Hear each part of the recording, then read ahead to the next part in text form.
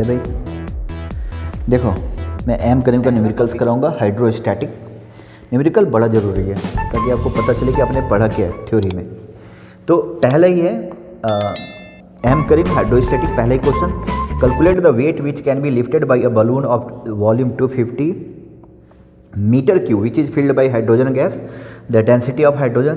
ठीक है, मैं आपको बता रहा हूँ, जैसे ये एयर है मान लो, जो कि पानी की तरह दिख रहा है, ये एयर में एक बैलून है जिसमें हाइड्रोजन गैस भरा हुआ है, ठीक है, ये हाइड्रोजन गैस भरा हुआ है और इसका वॉल्यूम है 250 मीटर क्यूब।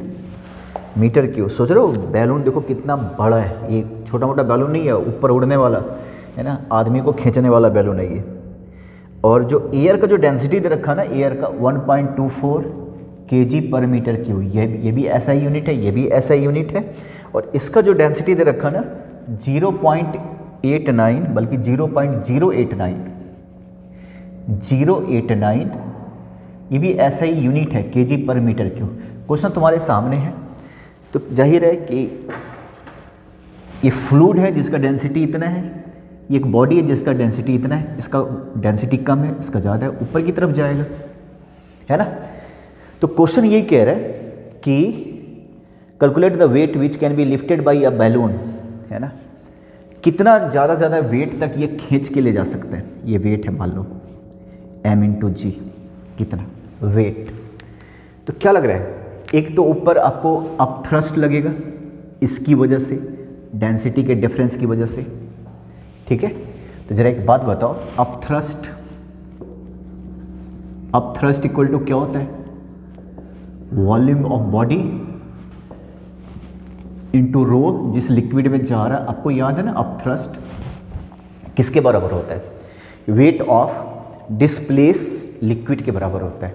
अप थ्रस्ट किसके बराबर होता है, जितना इसका वॉल्यूम है इतना ही ये लिक्विड डिस्प्लेस किया। यहाँ पे लिक्विड का मतलब एयर हो गया, तो उस हिस्से का जो एयर है, जितना इसका वॉल्यूम है, उस हिस्से का जो एयर का जो वॉल्यूम है, उसका जो वेट होगा वही अप थ्रस्ट होगा। तो जो बॉडी का वॉल्यूम उतना ही एयर वो क्या करेगा, डिस्प्लेस करेगा। ये क्या लिया मैंने, एयर का लिया, क्योंकि मुझे अप थ्रस्ट के लिए क्या निकालना है, wait of displaced water fluid, यहाँ पे एयर है, तो wait of displaced air, volume into रो, ये मास इंटू जी, ये हो गया। वॉल्यूम 250 हो गया, 250 ऑलरेडी ऐसा यूनिट दे रखा है इसका, मीटर क्यूब। रो ये भी ऐसा यूनिट दे रखा, देखो 1.24 है ना, इंटू जी, तो ये भी 9.8। तो ये जो अप थ्रस्ट है ना, ये किसके बराबर होगा, है ना, ऊपर की तरफ लग रहा है। एक तो इसका वेट कितना है, देखो 0.0, भाई वेट निकाल रहा हूँ, तो वॉल्यूम इंटू डेंसिटी इंटू जी प्लस कितना वेट लेकर जा रहा है। ये देखो ऊपर की तरफ एक ही फोर्स लग रहा है, अप थ्रस्ट, और नीचे की तरफ एक इसका वेट, एक इसका वेट।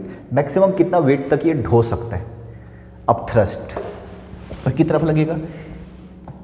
लिक्विड फ्लूइड का डेंसिटी ज़्यादा है, इसका कम है, तो ऊपर की तरफ भागेगा, पक्की बात है।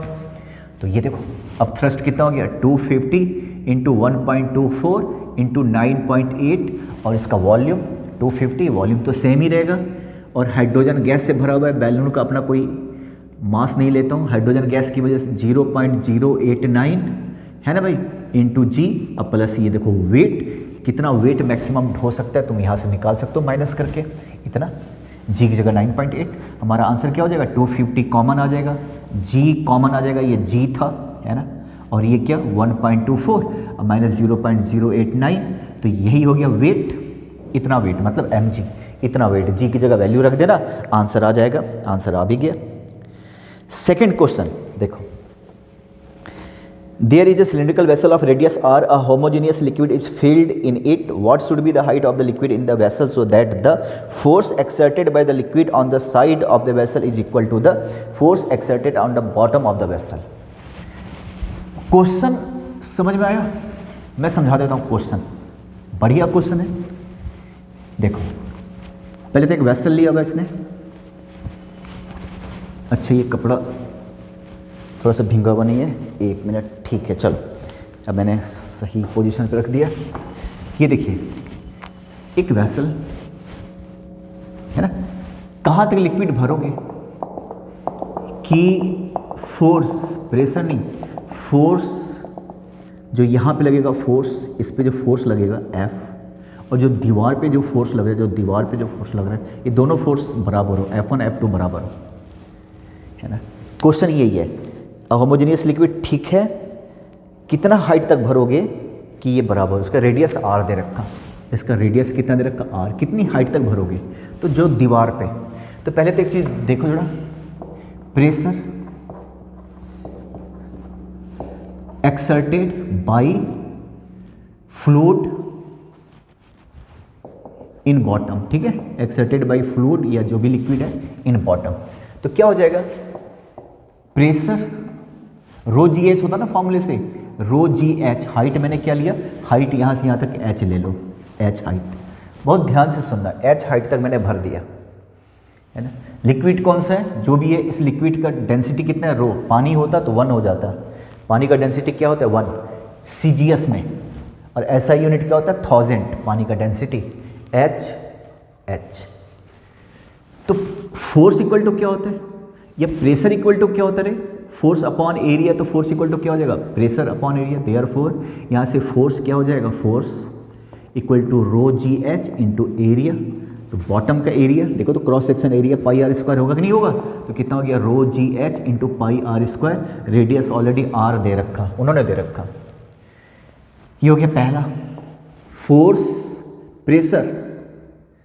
प्रेशर ऑन द वॉल, इसका आपको पता है ये क्या होता है, rho g h by 2, average ले लेते हैं। अच्छा, इसको भी मैं प्रूव कर देता हूँ कि ये कैसे आया, अभी मैं प्रूव कर देता हूँ, ठीक है। तो फिलहाल तो प्रेशर ऑन द वॉल इतना हो गया, देयरफॉर फोर्स कितना हो जाएगा, फोर्स, अब ये दीवार है ना, दीवार, तो दीवार का क्या लोगे, क्रॉस सेक्शन एरिया लोगे कि नहीं लोगे, बताओ।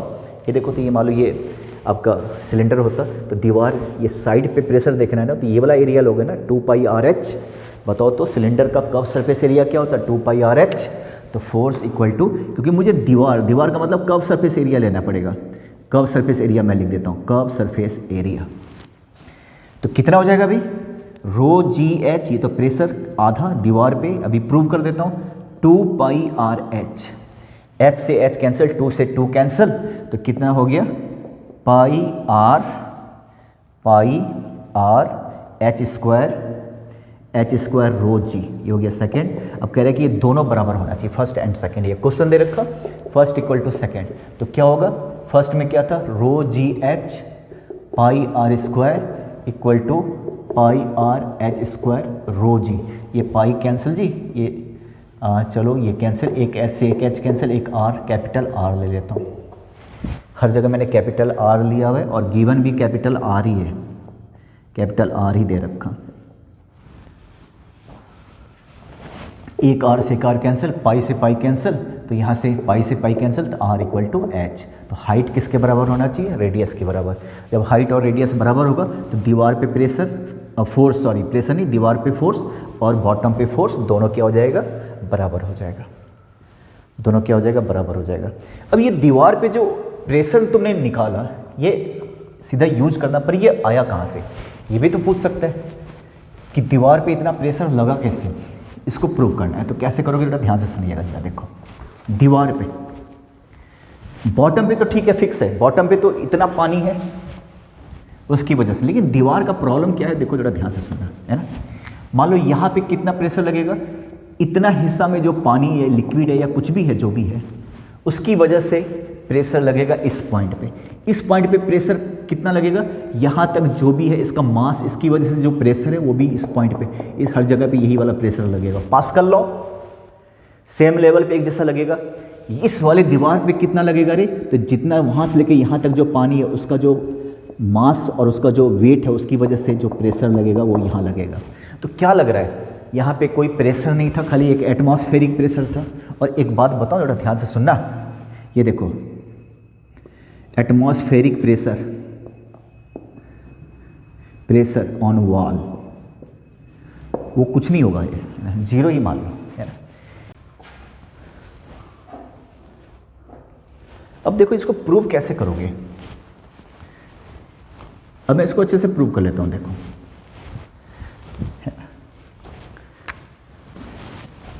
दीवार पे कितना प्रेशर लगता है। आप देखो यहाँ तक पानी मान लो भर दिया है ना, ये भर दिया, तो बॉटम पे जो प्रेशर लगेगा पूरे लिक्विड की वजह से, यहाँ से लेके यहाँ तक का जो लिक्विड कॉलम है उसकी वजह से यहाँ पे लगेगा। यहाँ पे कितना प्रेशर लगेगा, यहाँ से लेके यहाँ तक, यहाँ इस हिस्से पे जो भी लिक्विड है ना उसके वेट की वजह से यहाँ पे प्रेशर लगेगा।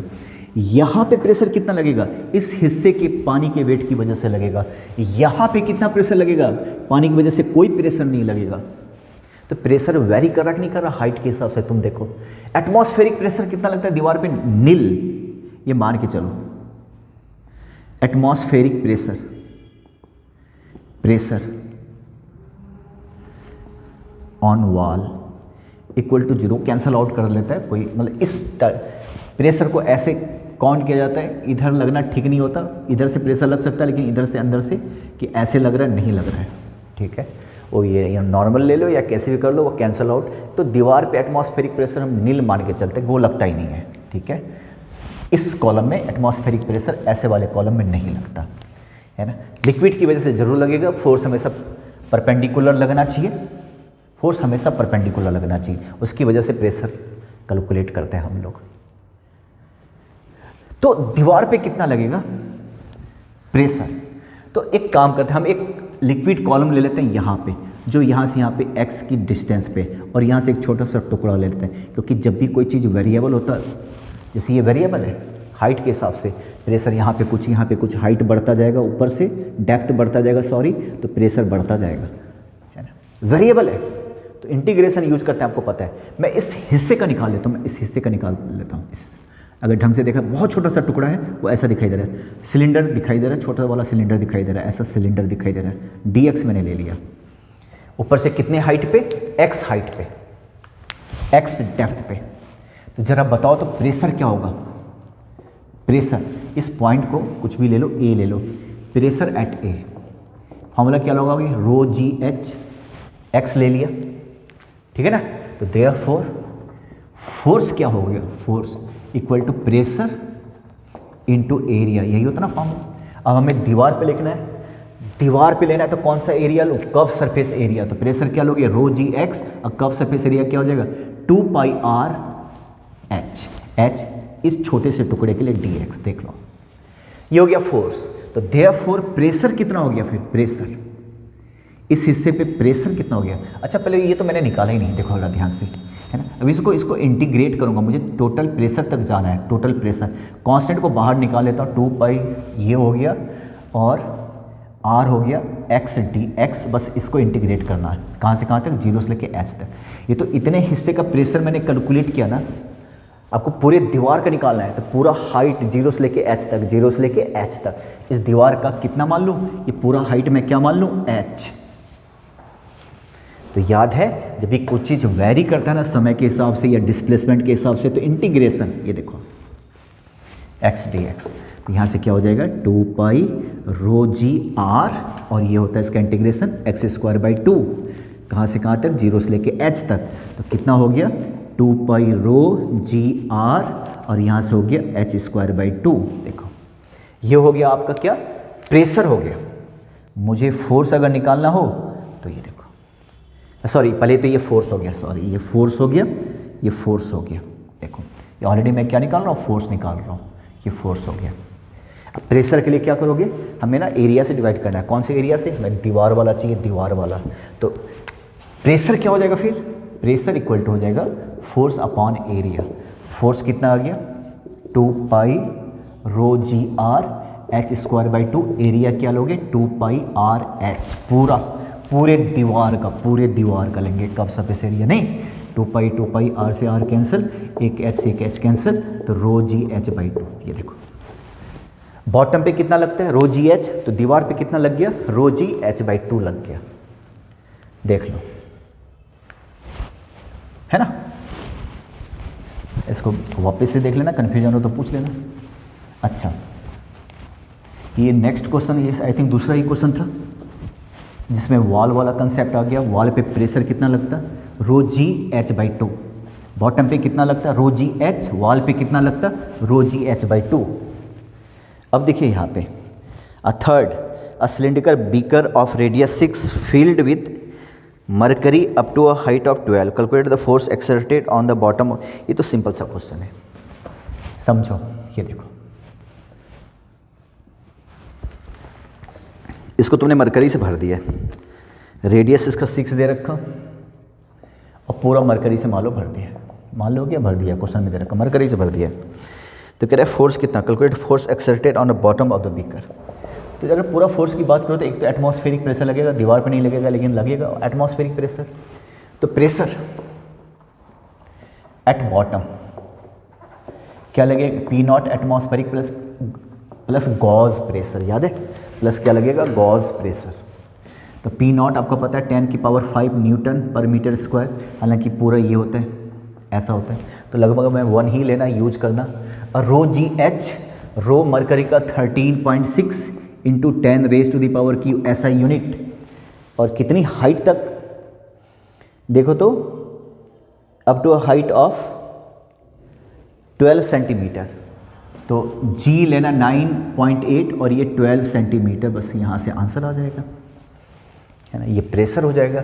अब इसको किससे मल्टीप्लाई करना है, फोर्स पूछ रहा है, फोर्स, इस प्रेशर को किससे मल्टीप्लाई कर लेना, एरिया से। एरिया क्या, πr², प्रेशर इतना सारा, है ना, तुम समझ रहे हो ना। इसको 10 ले लेना तो 10⁴ हो जाएगा, 10⁵ कॉमन निकाल लेना। मैं एक पूरा क्वेश्चन बताऊँ, ये समझ गए तो समझ गए। तो प्रेशर और एरिया क्या लोगे, πr, रेडियस दे रखा 6 सेंटीमीटर में दे रखा, तो यहाँ से आ जाएगा न्यूटन, है ना। प्रेशर ही निकाल, सॉरी इसका ये फोर्स निकालना था, तो ये ठीक है, मैं देख रहा हूँ। In the ever problem calculate the force exerted on the wall of the cylinder. Wall पे कितना लगेगा, वॉल पे, तो वॉल पे, तो वॉल की जहाँ तक बात है ना, वॉल पे, ठीक है, तो यहाँ पे प्रेशर क्या लोगे, वॉल पे प्रेशर क्या लोगे, ρgh/2 लोगे, ठीक है। एटमॉस्फेरिक प्रेशर तो तुम सोचना भी नहीं, एटमॉस्फेरिक प्रेशर लेना भी नहीं, ठीक है, खाली ρgh लोगे। तो फोर्स कितना हो जाएगा, फोर्स, मैं कौन से क्वेश्चन की बात कर रहा हूँ भाई, मैं 4th क्वेश्चन की बात कर रहा हूँ। वॉल पे अब पूछ रहा कितना फोर्स लगेगा, तो प्रेशर ये होता है ρgh/2, तो फोर्स कितना हो गया, ρgh/2 इंटू एरिया, एरिया क्या लोगे, 2πrh लोगे। h की जगह पे क्या लोगे, हाइट तो दे ही रखा था, कितना 12 सेंटीमीटर, मीटर में कन्वर्ट कर लेना। रो मरकरी का पता है, रेडियस सब पता है, निकाल के देखना, आंसर नहीं आया तो बोलना जरा। क्वेश्चन नंबर 4 था। क्वेश्चन नंबर 5, क्वेश्चन नंबर 5 बढ़िया क्वेश्चन है। 5th क्वेश्चन देखिए, a uniform U tube kept vertical, right, ठीक है, केप्ट वर्टिकल। इसके बाद 1 मिनट रुकना, a uniform U tube is kept vertical and is contain mercury. Figure दे रखा, मैं फिगर बना लेता हूँ, ऐसा फिगर दे रखा, ऐसा फिगर यूट्यूब का, ठीक है, यहाँ पे बना लेता हूँ। चलो यूट्यूब है, इस तरीके मान लो ये यूट्यूब है, मान लो यूट्यूब है, यू शेप का है, ठीक है। इसके बाद इसमें दे रखा mercury in both arms, mercury है, चलो यहाँ तो मरकरी है खाली। इसके बाद कह रहा है कि नाउ ग्लिसरीन डेंसिटी इतना दे रखा एंड ऑयल, एक तरफ से ऑयल डाल रहे हो, एक तरफ से ग्लिसरीन डाल रहे हो, और आप is poured into the 2 arms separately till the upper surface of the glycerine and oil are at same level, ठीक है। हर एक का डेंसिटी दे रखा, मरकरी का भी दे रखा, ऑयल का भी दे रखा, ग्लिसरीन का भी दे रखा। क्वेश्चन बढ़िया है भाई, है ना।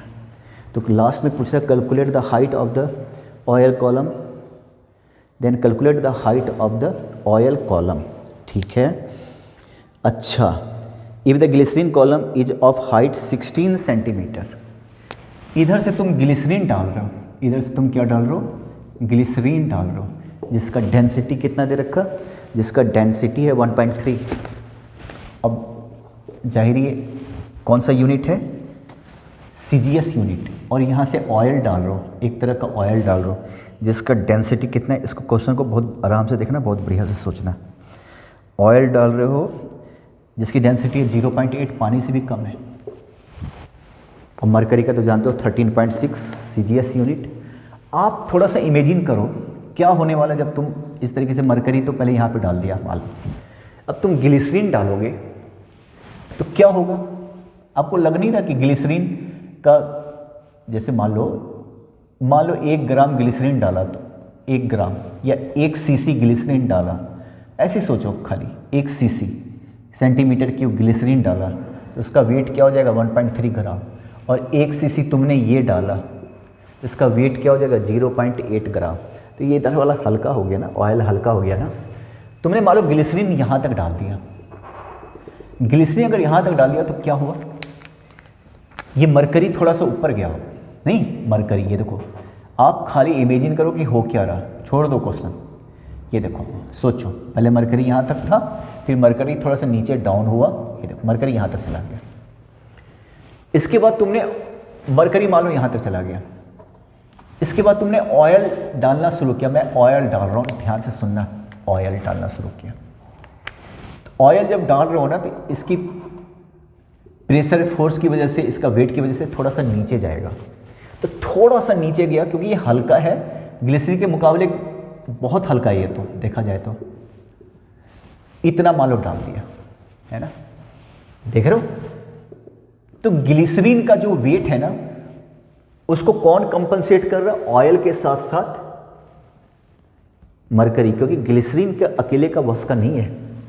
ग्लिसरीन की भाई मैं देख लेता हूँ वीडियो आ रहा कि नहीं आ रहा, पहले आई थिंक ठीक ठाक आ रहा है, ठीक ठाक आ रहा है। चल, तो ग्लिसरीन का ताकत नहीं है, सॉरी ऑयल का, कि इसके वेट को कंपनसेट करे। तो जब ये डाला तो मरकरी लेवल और नीचे चला, बहुत मान लो इसको डाला तो मरकरी लेवल यहाँ तक चला गया, थोड़ा सा ऑयल डालने से मरकरी लेवल ऊपर तक चला गया। अब मरकरी लेवल इस तरीके से दिखाई दे रहा है, इस तरीके से दिखाई दे रहा है। क्वेश्चन बहुत बढ़िया है, बहुत इंपॉर्टेंट है, बहुत जगह पे दिखता है मुझे ये वाला क्वेश्चन।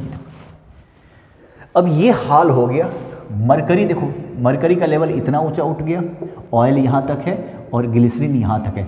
ग्लिसरीन का ये वाला हाइट दे रखा 16 सेंटीमीटर, 16 सेंटीमीटर का जो वेट है ना, इनके वेट को इक्विलिब्रियम में लाने का श्रेय किसको जाता है? इतने हिस्से के मरकरी को, इतने हिस्से ऑयल को। ऑयल हल्का है, हल्का ऑयल इसको अकेले के लिए काफ़ी नहीं था, तो थोड़ा मरकरी का लेवल उठ गया इसको कंपनसेट करने के लिए। ठीक है भाई, ये 16, ठीक है। तो जरा इसको मैं x मान लेता हूँ, मरकरी के लेवल को मैंने क्या मान लिया x, तो ये वाला कितना हो जाएगा 16 माइनस एक्स, यही तो पूछ रहा है, बल्कि इसको x मान लेता हूँ क्योंकि आपको ऑयल का पूछ रहा है कि ऑयल का लेवल कितना है। तो मरकरी का लेवल कितना हो गया 16 माइनस एक्स। इस जगह पे प्रेशर बराबर करता हूँ, इस जगह का प्रेशर P1, इस जगह का प्रेशर P2, सेम लेवल है तो बराबर करना पड़ेगा। P1 कैसे निकालो? यहाँ पे प्रेशर में दोनों का रोल है, rho g h plus rho g h. तुम P1 को देखो, यहाँ पे दो प्रेशर है। रो किसका लेता हूँ? ऑयल का, तो यहाँ पे ऑयल का ले लेता हूँ, है ना। चलो ठीक है, ऑयल का कितना ले लेता हूँ 0.8। हाइट को हमने क्या ले लिया x प्लस रो, मरकरी का कितना होता है 13.6, हाइट कितना हो गया 16 माइनस एक्स। जी तुम कॉमन ले लो, जी कॉमन ले लो। P2 पे आ जाओ, वहाँ पे खाली क्या है ग्लिसरीन की वजह से रो जी एच, रो कितना है 16, रो इसका सॉरी रो है कितना 1.3 जी, चलो, और हाइट कितना है 16, सब कुछ CGS यूनिट में है, तो यहाँ से x निकाल लेना, है ना। x निकल जाएगा, निकालोगे खुद ही, देख लेना, आंसर आना चाहिए 15.38, याद जाना चाहिए, तो आप निकाल लीजिएगा। जी और जी कैंसिल हो गया, है ना। कैलकुलेटर का यूज करना अच्छे से। In the given barometer rate 72 centimetre of mercury, then calculate the pressure in bar. छठा क्वेश्चन तो बहुत आसान है ना। बैरोमीटर में मरकरी का लेवल कितना 72, सीधा फॉर्मूला लगा दो, रो जी एच, रो 13.6, जी 980 और एच क्या लगा दो 72, हाइट दे रखा 72। मैं किसकी बात कर रहा हूँ? 6 क्वेश्चन की बात कर रहा हूँ। ये हो गया डाइन, 10 से डिवाइड कर दोगे क्योंकि सब देखो, सब मैंने लिया किस में सेंटीमीटर, ये देखो सबका सब, इसको 10 से डिवाइड कर दोगे तो क्या हो जाएगा पास्कल, न्यूटन पर मीटर स्क्वायर। डाइन को 10 से डिवाइड कर दोगे तो ये क्वेश्चन नंबर 7, इन 80 ग्राम वाटर, बढ़िया 80 ग्राम वाटर है, and 90 gram of sulphuric acid, और बढ़िया 90 ग्राम सल्फ्यूरिक एसिड है। स्पेसिफिक ग्रेविटी दे रखा सल्फ्यूरिक एसिड का 1.8, ठीक है। स्पेसिफिक ग्रेविटी जानते हो ना क्या होता है? स्पेसिफिक ग्रेविटी ये होता है किसी भी चीज़ का weight of body, the weight of water volume equal to body, ये कहा जाता है, ये मतलब वेट लॉस के बराबर हो जाता है, मतलब वेट ऑफ बॉडी और उस वाटर का वेट जो इस बॉडी के वॉल्यूम के बराबर है, ऐसा देखा जाता है, ठीक है। इन 80 ग्राम ऑफ वाटर 90 ग्राम, ठीक है, 1.8, अब दोनों को मिक्स कर दिया। तो और आपको पता है वाटर का डेंसिटी कितना होता है? वाटर का डेंसिटी होता है 1, और सल्फ्यूरिक एसिड का डेंसिटी दे रखा है इस केस में 1.8, ठीक है। तो ठीक है, स्पेसिफिक ग्रेविटी दे रखा है, डेंसिटी उसी को मान के चलते हैं, क्योंकि पानी से तो कंपेयर करने में कोई दिक्कत नहीं है, पानी दूसरा वाला लिक्विड पानी दे रखा, ठीक है। अब ये देखो स्पेसिफिक ग्रेविटी 1.8 और इसको मिक्स किया, तो क्या किया? मैं क्वेश्चन अगर ढंग से देखूं तो 80 ग्राम H2O प्लस 90 ग्राम H2SO4, इसको मिक्स करना। तो पहले वॉल्यूम क्या हो जाएगा इसका? वॉल्यूम मैं निकालता हूँ, volume 80 gram, volume equal to क्या होता है? Mass upon density, mass upon density, ठीक है। तो पहले तो इसका क्या हो जाएगा? मास कितना है? 80 ग्राम, डेंसिटी इसका 1 होता है, सबका सब मैं ले रहा हूँ CGS में। इसका कितना होता है? 90 होता है, और इसका कितना दे रखा? 1.8 दे रखा, 1.8 दे रखा। तो ये हो गया 80 और ये हो गया 50। तो टोटल वॉल्यूम क्या था शुरू में? टोटल वॉल्यूम था 130, ठीक है। फिर कह रहे कि इनको मिक्स कर दिया। अब जो रिजल्टेंट है ना, जो मिक्सर है, उसका स्पेसिफिक ग्रेविटी दे रखा 1.4। तो अच्छी बात, इसको मिक्स कर दो। तो मिक्स कर दो तो टोटल वेट कितना हो जाएगा? अब बताइए, मिक्स कर दिया मैंने, टोटल वेट कितना हो जाएगा? वेट पे कोई फ़र्क नहीं पड़ेगा। तो वेट कितना है? एक था 80 ग्राम और एक था 90 ग्राम, तो 170 ग्राम, ठीक है, टोटल वेट। और तो वॉल्यूम कितना हो जाएगा? तो वॉल्यूम होता है, वेट का मतलब ये मास से, मेरा मतलब है मास से, ग्राम। तो वॉल्यूम इक्वल टू क्या होता है? Mass upon density. यहाँ पे स्पेसिफिक ग्रेविटी दे रखा, अच्छी बात है। तो 170 और यहाँ पे डेंसिटी स्पेसिफिक ग्रेविटी कितना दे रखा? 1.4। ये करके देखो, क्वेश्चन क्या पूछ रहा है भाई? कैलकुलेट द कंसंट्रेशन, है ना, कॉन्ट्रैक्शन कितना हुआ? पहले कितना था? 130, अब घट के कितना हो गया? इसको तुम डिवाइड करके आंसर निकाल देना, देखना, ये देखो, तुम इसको डिवाइड करके बता देना। पहले इतना वॉल्यूम था, अब वॉल्यूम इतना रह गया, ये मुझे लग रहा है पहले से कम होगा, क्योंकि कॉन्ट्रैक्शन पूछ रहा है, तो ये वाला 130 से कम होगा। कितना कम होगा? वही हो गया कॉन्ट्रैक्शन। कितना सिकुड़ गया? बस ये क्वेश्चन था। ये क्वेश्चन नंबर 7 है, ठीक है। अब आता हूँ क्वेश्चन नंबर 8 पे।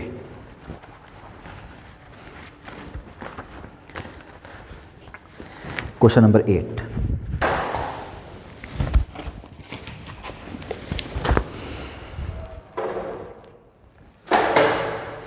देखो, a block of silver of mass 3.15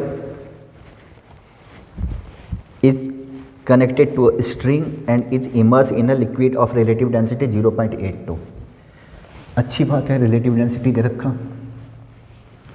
फिर कह रहा है calculate the tension in the string if the relative density of silver 10.5, ठीक है।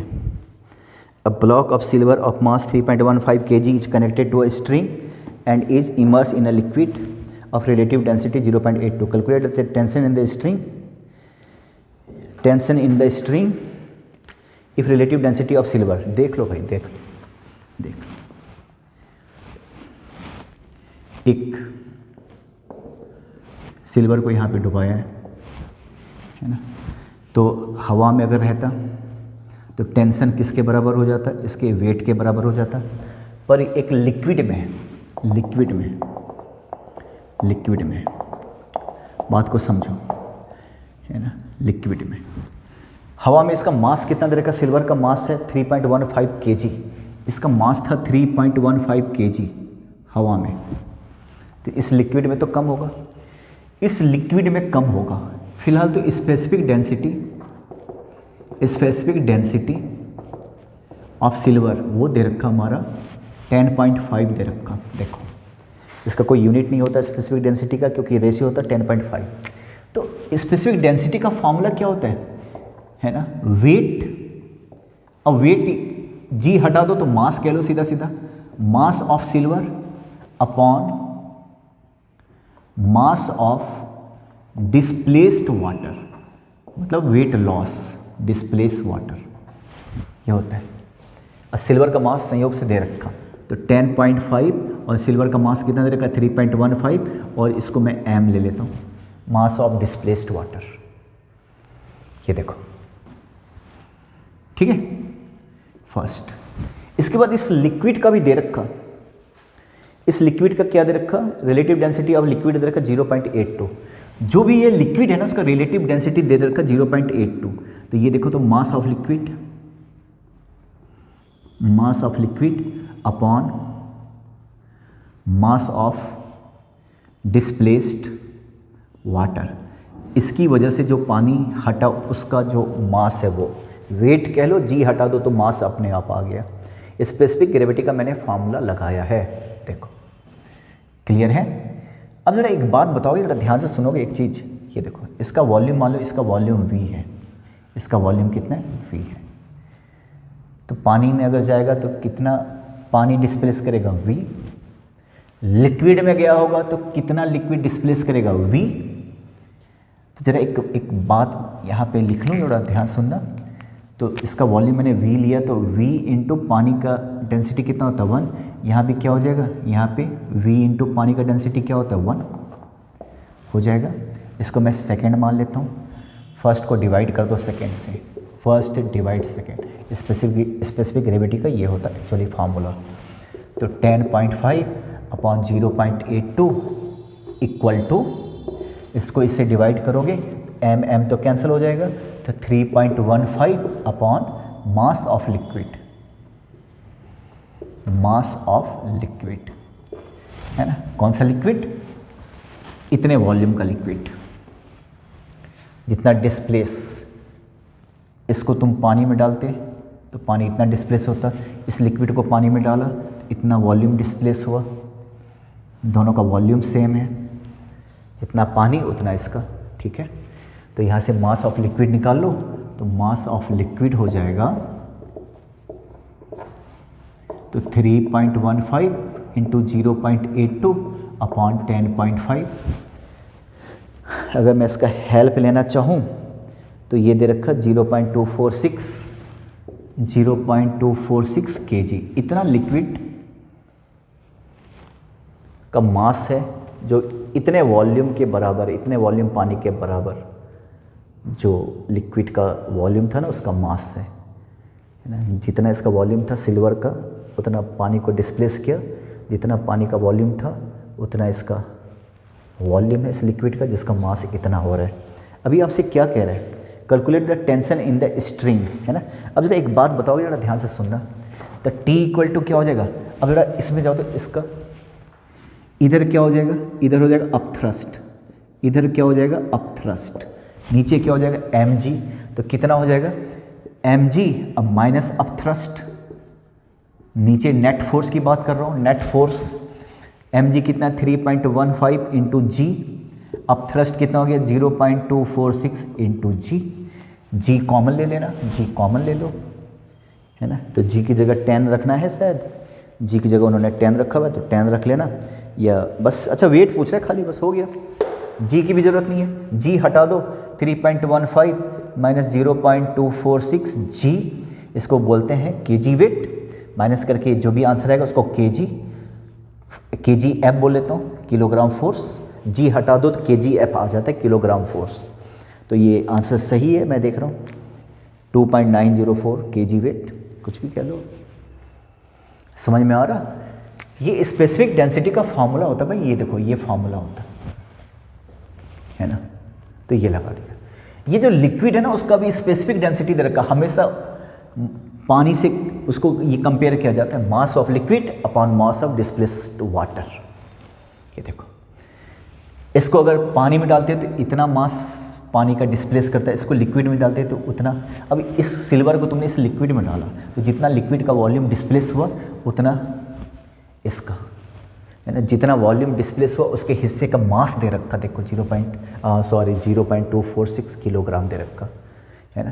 तो ये होता है मास ऑफ डिस्प्लेस्ड लिक्विड आ गया तुम्हारा, मास ऑफ डिस्प्लेस्ड लिक्विड। इसको जी से मल्टीप्लाई करोगे तो अब थ्रस्ट आ जाएगा, तो कितना इसका वेट कम हुआ तो इंटू जी, पर जी अगर हटा तो इसको केजी ग्राम फोर्स कहते हैं या केजी ग्राम किलोग्राम वेट कहते हैं उसको, किलोग्राम फोर्स कह लो या किलोग्राम वेट कह लो, ऐसा। क्वेश्चन बढ़िया था, है ना। Calculate the volume of substance of mass 108, specific gravity 1.8 दे रखा। देखो देखिए, मैं जल्दी से मिटा दूँ, टाइम लग रहा है। स्पेसिफिक ग्रेविटी दे रखा 1.8, अब मास दे रखा 108। अब ये क्या बोला है देखिए, कैलकुलेट द, क्वेश्चन नंबर 9 की बात कर रहा हूँ, mass 108 gram having specific gravity 1.8। Specific gravity का फॉर्मूला क्या होता है? Specific gravity weight upon weight of displaced water, है ना, ये होता है। वैसे तो मैंने इसके पहले वीडियो बनाया था तो उसमें मैंने इसका डेफिनेशन लिखा हुआ है, वेट लिखो या मास लिख लो, है ना। स्पेसिफिक ग्रेविटी, वॉल्यूम दोनों का सेम होता है, तो यहाँ पे ऐसे भी ले लेते हैं कि आपका रो किसका, जिसका भी आपको निकालना है, मरकरी का या कोई भी सिल्वर का, जिसका भी। अब यहाँ पे रो माइनस रो होता है, अगर मास को अगर वॉल्यूम इंटू, क्योंकि वॉल्यूम तो सेम ही होता है, तो ये भी फॉर्मूला हो गया स्पेसिफिक ग्रेविटी का, वॉल्यूम तो सेम ही होता है, ठीक है। और क्या फॉर्मूला हो गया, किसी भी चीज़ का मास निकालना, mass upon mass of displaced water, displaced water मतलब weight loss, mass upon weight loss के बराबर होता है। नीचे वाला वेट लॉस है, पानी में डाल दो इस चीज़ को, इस मास को पानी में डाल दो, तो जो वेट लॉस होता है ना, तो वो उस रेशियो को बोलते हैं स्पेसिफिक ग्रेविटी। यहाँ पे ये दे रखा 1.8, है ना। मास कितना दे रखा, calculate the volume of the substance of mass 108 ग्राम, 108 ग्राम, और इसका मास निकाल लेता हूँ, इसका मास m, तो यहाँ से m निकाल के देखो तो 108 अपॉन 1.8, पॉइंट हटा दो तो 60 हो गया, तो मास हो गया 60, ग्राम में था तो ग्राम। अब बेटा एक बात बताओ, ये मास किसका हो गया? पानी का, मास ऑफ H2O। भाई आप बड़ा ध्यान से सुनिएगा, ये क्या हो गया? मास ऑफ डिस्प्लेस्ड वाटर। किसी चीज़ को, मान लो कोई चीज़ ये वाला है, इसको पानी में तुमने डाल दिया, स्पेसिफिक ग्रेविटी कितना दे रखा? 1.8, तो वो कैसे निकाला? इसका मास कह लो या वेट कह लो, अपॉन इतने हिस्से का जो पानी था ना डिस्प्लेस्ड वाटर, उसका वेट। अगर ऊपर वेट लिया तो नीचे वेट लो, ऊपर मास लिया तो नीचे मास लो, इतने हिस्से का, है ना। वो हिस्सा डिस्प्लेस्ड वाटर का मास कितना हो गया? 60 ग्राम। तो जरा मास का फॉर्मूला क्या होता है? मास इक्वल टू क्या होता है? वॉल्यूम इंटू डेंसिटी होता है। मास हो गया 60 ग्राम, वॉल्यूम पता नहीं, पर पानी का डेंसिटी सब कुछ SI CGS यूनिट ले रहा हूँ, तो V इक्वल टू क्या हो गया? 60 सेंटीमीटर क्यूब हो गया। तो कितना पानी डिस्प्लेस किया? 60 सेंटीमीटर क्यूब। और ये पानी का जो डिस्प्लेसमेंट है किसके बराबर होगा? जितना उस बॉडी का वॉल्यूम होगा, जितना बॉडी का वॉल्यूम होगा उतने हिस्से का पानी डिस्प्लेस करेगा। तो therefore volume of body, therefore volume of body कितना हो जाएगा भाई? ये भी हो जाएगा 60 सेंटीमीटर क्यूब। चलिए ये कंसेप्ट समझ में आया ना? Specific gravity weight upon weight of displace water, g हटा दो तो मास भी ले सकते हो, या वॉल्यूम रख दो तो वॉल्यूम कैंसिल हो जाता है, क्योंकि वॉल्यूम सेम होता है, जितना इसका वॉल्यूम उतना डिस्प्लेस वाटर का वॉल्यूम। आप इस चीज़ को समझिए। तो मास ऑफ डिस्प्लेस वाटर निकल गया, तो volume mass equal to volume into density, volume निकल गया। कितना पानी डिस्प्लेस किया होगा, जितना इसका वॉल्यूम होगा उस बॉडी का वॉल्यूम होगा। तो यही चलता है भाई, देखो जरा। A man can lift a load of 160 kg, then what volume of a substance of specific gravity he could carry? देखो, a man can lift a load of 160 kg, then what volume of substance? ये देखो भाई, ये देखो, एक बंदा 160 kg का वजन को ऊपर उठा सकता है, तो उस सब्सटेंस का वॉल्यूम कितना होना चाहिए जिसको ये उठा रहा है। वजन तो 160 kg, वॉल्यूम कुछ भी हो सकता है ना। वॉल्यूम 5 किलो रुई का पोटरी है ना, उसका वॉल्यूम इतना सारा होता है। वॉल्यूम की कितना वॉल्यूम उठा सकता है जिसका स्पेसिफिक ग्रेविटी 0.8 होता है। मैं सिंपल से फॉर्मूले पे आ जाता हूँ, स्पेसिफिक ग्रेविटी। तो ये होता है क्या फॉर्मूला, मास ऑफ सब्सटेंस। शुरू वाले फॉर्मूले पे आता हूँ, स्पेसिफिक ग्रेविटी का फॉर्मूला 0.8, ये हो गया मास ऑफ सब्सटेंस। और यहाँ पे क्या लेते हैं भाई, मास ऑफ डिस्प्लेस्ड वाटर, जो कि क्या होता है वॉल्यूम इनटू डेंसिटी। अब पानी का जो वॉल्यूम जो कि डिस्प्लेस हुआ वो इस सब्सटेंस के वॉल्यूम सेम रहता है ना, कि जितना पानी डिस्प्लेस करते हो उसका वॉल्यूम किसके बराबर होता है, उस सब्सटेंस के वॉल्यूम के बराबर होता है, पता है ना। तो 0.8 और ये 160 kg का दमखम रखते हो आप, इक्वल टू ये मास ऑफ डिस्प्लेस वाटर। तो यहाँ से कितना हो गया, इसको डिवाइड करोगे तो 200 हो जाएगा, 200 kg है ना। तो 200 kg का तुम पानी उठा सकते हो, है ना। उसका अगर ये 160 kg का तुमने डाला है ना, तो इतना kg का पानी डिस्प्लेस करेगा। इसका फॉर्मूला क्या होता है, mass into volume into density equal to 200। अब ये kg है तो डेंसिटी को आप ऐसे लोगे, इक्वल टू 200। तो कितना आंसर दे रखा, अच्छा ये आपका इसमें दे रखा CGS यूनिट में दे रखा था, इसको तुम kg में कन्वर्ट कर लो, ग्राम में कन्वर्ट कर लो। ये kg था ना, तो मैंने इसको ग्राम में कन्वर्ट कर दिया। डेंसिटी 1 रख लिया, तो ये हो गया 2 × 10⁵ सेंटीमीटर क्यूब cc। ये हो गया question number 10। Calculate the depth of water level where the pressure will be equal to 4 atmosphere if the atmospheric pressure is 760 mm of Hg। देखो देखो कितने हाइट पे, डेप्थ पे, पानी के कितने डेप्थ पे एटमॉस्फेरिक प्रेशर 4 एटमॉस्फेयर हो जाएगा। एटमॉस्फेरिक प्रेशर का वैल्यू दे रखा 760 mm ऑफ Hg। तो पहले 1 एटमॉस्फेयर क्या हो जाएगा, 760 mm ऑफ Hg, और यही स्टैंडर्ड भी होता। तो 760/1000, याद है फॉर्मूला, ρgh।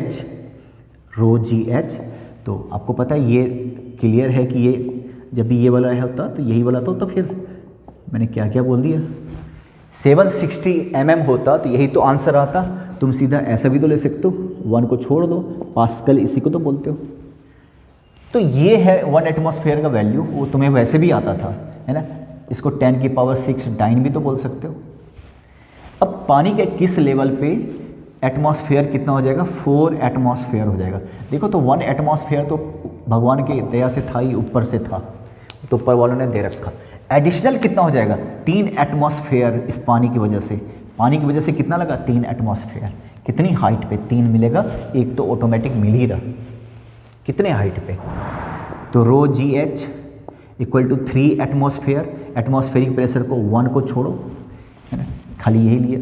रो पानी का कितना होता है, रो, और सब कुछ ऐसा ही यूनिट है, तो इसका क्या हो जाएगा पानी का 10⁻³ g 9.8, यहाँ से h इक्वल टू 3 × 10⁵। यहाँ से तुम h निकाल लो, यहाँ से h निकल जाएगा तुम्हारा, देख लेना, ठीक है। आई थिंक ठीक ही जा रहा है, हाँ ठीक है। 12th, the height of the water barometer is 10.3 metre. Then at what depth inside the sea the pressure will be 3 atmosphere. अब देखो यहाँ पे मरकरी की जगह इसने क्या लिया हुआ है, हाइट ऑफ वाटर बैरोमीटर को लिया हुआ है।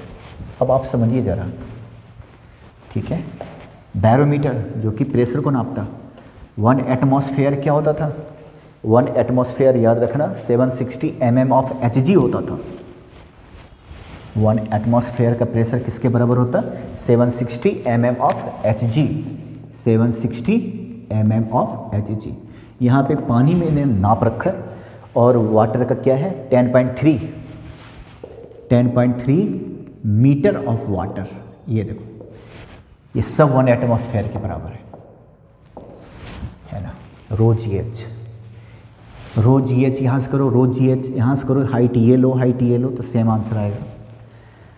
अब देखिए, अब ये सी वाटर कह रहा है कहाँ पे 2 एटमॉस्फेरिक प्रेशर होगा, कहाँ पे ऐसा होगा, सी वाटर 2 कितना एटमॉस्फेरिक प्रेशर, 3 एटमॉस्फेरिक प्रेशर। तो जाहिर है 2 एटमॉस्फेरिक प्रेशर यहाँ पे ले लो, इसकी वजह से, पानी की वजह से, क्योंकि 1 एटमॉस्फेरिक प्रेशर तो ऊपर से आ ही रहा, 2 एटमॉस्फेरिक प्रेशर हो जाएगा इस पानी की वजह से, जिसको बोलते हैं गॉस प्रेशर, रो जी एच, है ना। ये तो खाली 2 एटमॉस्फेरिक प्रेशर।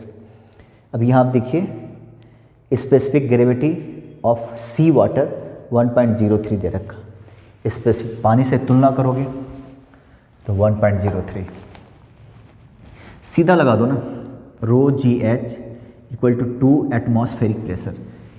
एटमॉस्फेरिक प्रेशर कैसे नापे भाई, 1 एटमॉस्फेरिक प्रेशर क्या होता था, यहाँ से देखो तो 1 एटमॉस्फेरिक प्रेशर इक्वल टू क्या होता था, रो जी एच। तो 1 एटमॉस्फेरिक, रो क्या लोगे, पानी का 1 होता है, जी क्या लोगे 9.8, एच क्या लोगे 10.3, ऐसा दे रखा, सब कुछ ऐसा यूनिट, ऐसा है ना। तो 2 एटमॉस्फेरिक प्रेशर का क्या हो जाएगा, यहाँ पे 2 हो जाएगा, इंटू क्या 9.8 इंटू 10.3। 1 एटमॉस्फेरिक प्रेशर पे 10.3 हाइट होता था। रो जी एच, रो 1 होता है, जी होता है, एच होता है, 1 एटमॉस्फेरिक का तो 2 का तो 2 हो जाएगा।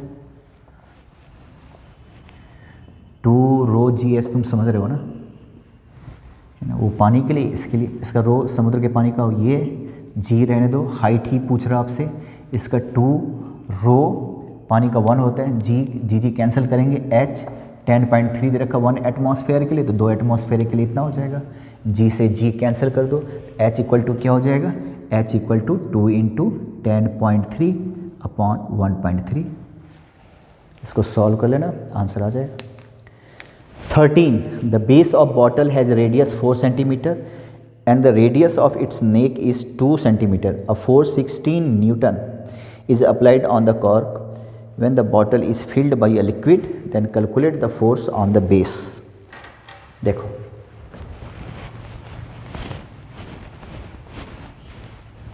बेस पे फोर्स कितना आएगा, देखो जरा एक बात बताओ रे, तुमने पढ़ा हुआ है पास्कल, हाइड्रोलिक लिफ्ट पढ़ा हुआ है, कुछ इस तरीके से बॉटल है, इस तरीके से बॉटल है, मान लो, है ना, इस तरीके से बॉटल है ना। कह रहा है यहाँ पे रेडियस है, बेस का रेडियस है 4 और इसका रेडियस है 2, इसका रेडियस है 2, है ना। तो यहाँ पे तुमने एक फोर्स लगाया 16 न्यूटन का, 16 न्यूटन का, ठीक है। तो कह रहा है कैलकुलेट यहाँ पे फोर्स कितना हो जाएगा, यहाँ पे F पूछ रहा है। तो एक चीज़ तो बताए, इस फोर्स की वजह से जो प्रेशर आएगा, ये प्रेशर जो आएगा वही प्रेशर ये महसूस करेगा ना, ठीक है ना। याद है transmission of pressure, principle of transmission of pressure, यहाँ पे जितना प्रेशर लगाओगे ये प्रेशर ये महसूस करेगा ना, सेम। इस पॉइंट को ए कह लेता हूँ, इस पॉइंट को बी कह लेता हूँ, pressure at A equal to pressure at B, pressure at A equal to pressure at B.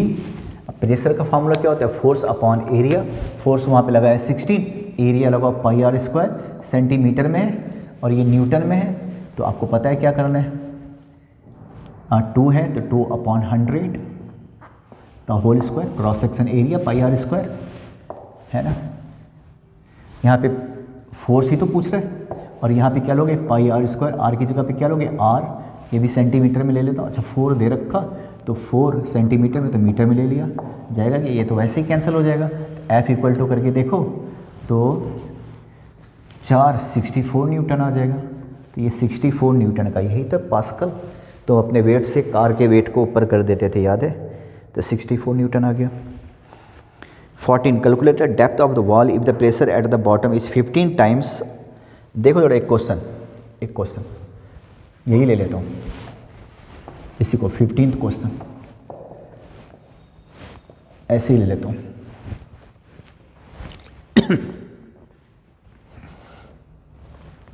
Bottom पे प्रेशर 15 टाइम है किसका? प्रेशर जो कि 3 मीटर की डिस्टेंस डेप्थ पे है। एटमॉस्फेरिक प्रेशर दे रखा 10 metre of water. Atmospheric pressure 10 metre of water. Calculate the depth. देखो अब एक बात बताओ, कहता है कि कोई प्रेशर है 3 मीटर के डेप्थ पे, तो एटमॉस्फेरिक प्रेशर तो साथ साथ ही आएगा। और इसमें कौन सा लिक्विड भरा हुआ है? Calculate the depth of well, तो पानी ही होगा। अच्छा हाँ, नीचे वाटर भी है। और कुएं में ये हम लोग सऊदी अरेबिया में है नहीं कि ये तेल का कुआं है, वैसे वाटर जिक्र किया हुआ है, पानी पानी पानी। और यहाँ पे 1 एटमॉस्फेयर दे रखा, मरकरी के फॉर्म में देता, पर यहाँ पे ऑलरेडी दे रखा 10 metre of water, 10 metre of H2O पानी के टर्म में। रो जी एच मतलब 1 एटमॉस्फेयर किसके बराबर हो गया? ज़रा सोच के देखो। रो जी एच, सोचो, रो पानी का 1 लेंगे, CGS यूनिट की बात कर लेता हूँ, G 980 ले लेंगे, है ना, H 10 ले लेंगे, ये हो गया उसके हिसाब से 1 एटमॉस्फेयर। ठीक है, ये किसमें? डाइन, रो जी एच। अच्छा ये मीटर है, ये मीटर, इसको सेंटीमीटर में कन्वर्ट कर लो तो ये, समझ रहे हो ना? कहने का मतलब 1 एटमॉस्फेयर 10 मीटर के बराबर है। तो रो जी एच, एच सेंटीमीटर में ले लिया और सब कुछ CGS यूनिट में कन्वर्ट कर दिया, सब कुछ। अब क्वेश्चन है कि 3 मीटर की गहराई पे जितना प्रेशर है उसका 15 गुना प्रेशर यहाँ पे है, किस गहराई पे होगा? वो हाइट पूछ रहा है, ये हाइट में H ले लेता हूँ, है ना। तो 3 मीटर पे कौन कौन सा प्रेशर है? इस पॉइंट को मैं A मान लेता हूँ, इस पॉइंट को मैं B मान लेता हूँ। प्रेशर एट A क्या हो जाएगा? एक तो एटमॉस्फेरिक प्रेशर, अब प्लस क्या? रो, ये गॉज प्रेशर। एटमॉस्फेरिक प्रेशर क्या हो जाएगा? रो H, रो जी एच, रो जी एच। अब मैं सबका SI यूनिट मीटर में, सब कुछ SI यूनिट में। रो जी एच पानी है वही है, H यहाँ पे 3 ले लेता हूँ।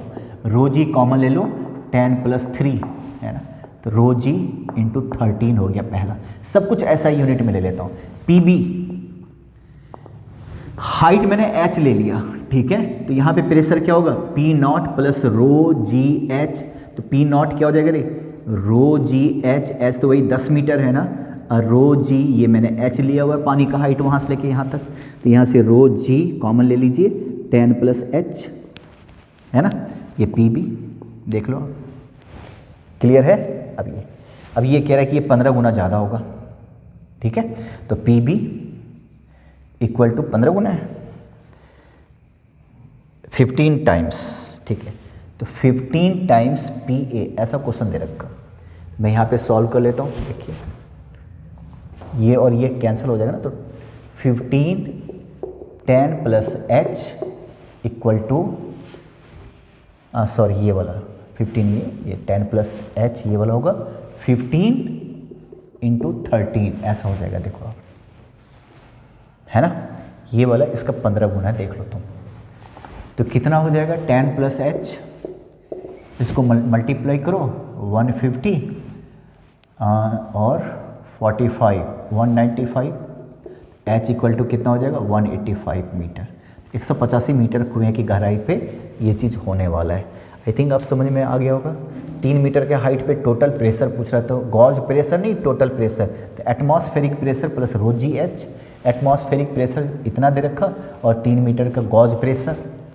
फिर कितनी हाइट पे, वो हाइट हमने H ले लिया, तो ये हो गया गॉज प्रेशर, एटमॉस्फेरिक प्रेशर। ये वाला इसका 15 गुना है, मैंने सीधा वैल्यू रख दिया, तुम देख सकते हो, ठीक है। अब यहाँ पे देखो 15, the volume of an air bubble. आपको एक बॉयल्स लॉ पढ़ना है, जब आगे तुम गैसेस पढ़ोगे ना, गैस प्रॉपर्टी, तुमने सॉलिड का पढ़ लिया, इलास्टिसिटी वगैरह, तुमने लिक्विड का पढ़ लिया, पढ़ भी रहे हो, बल्कि आगे गैस का पढ़ोगे। उसमें आता है Boyle's law, Charles law, gas law, है ना, एवोगाड्रो नंबर, सब सुनाई देगा, सब दिखाई देगा, चार्ल्स लॉ। तो एक फार्मूला याद रखना, आगे तो इसको पढ़ना ही पढ़ना है, फिलहाल तो एक काम चलाओ फार्मूला ये होता है PV equal to NRT, PV equal to NRT।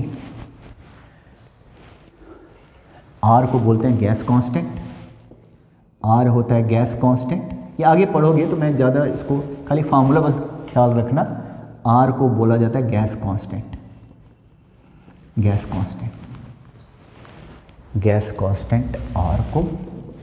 N होता है number of mole, number of moles. T होता है टेम्परेचर,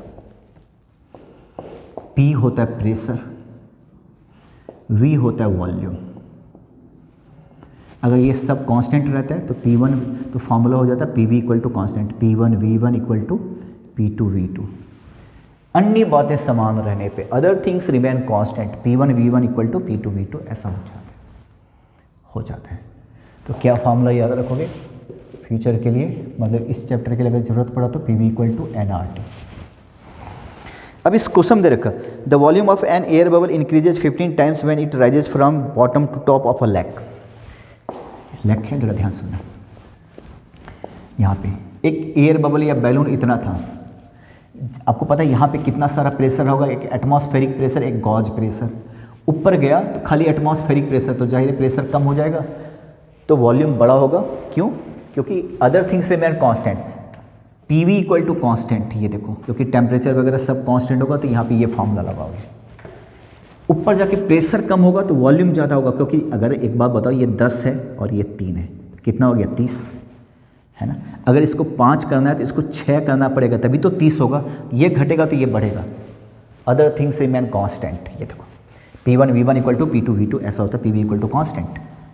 तो P1 V1 equal to P2 V2।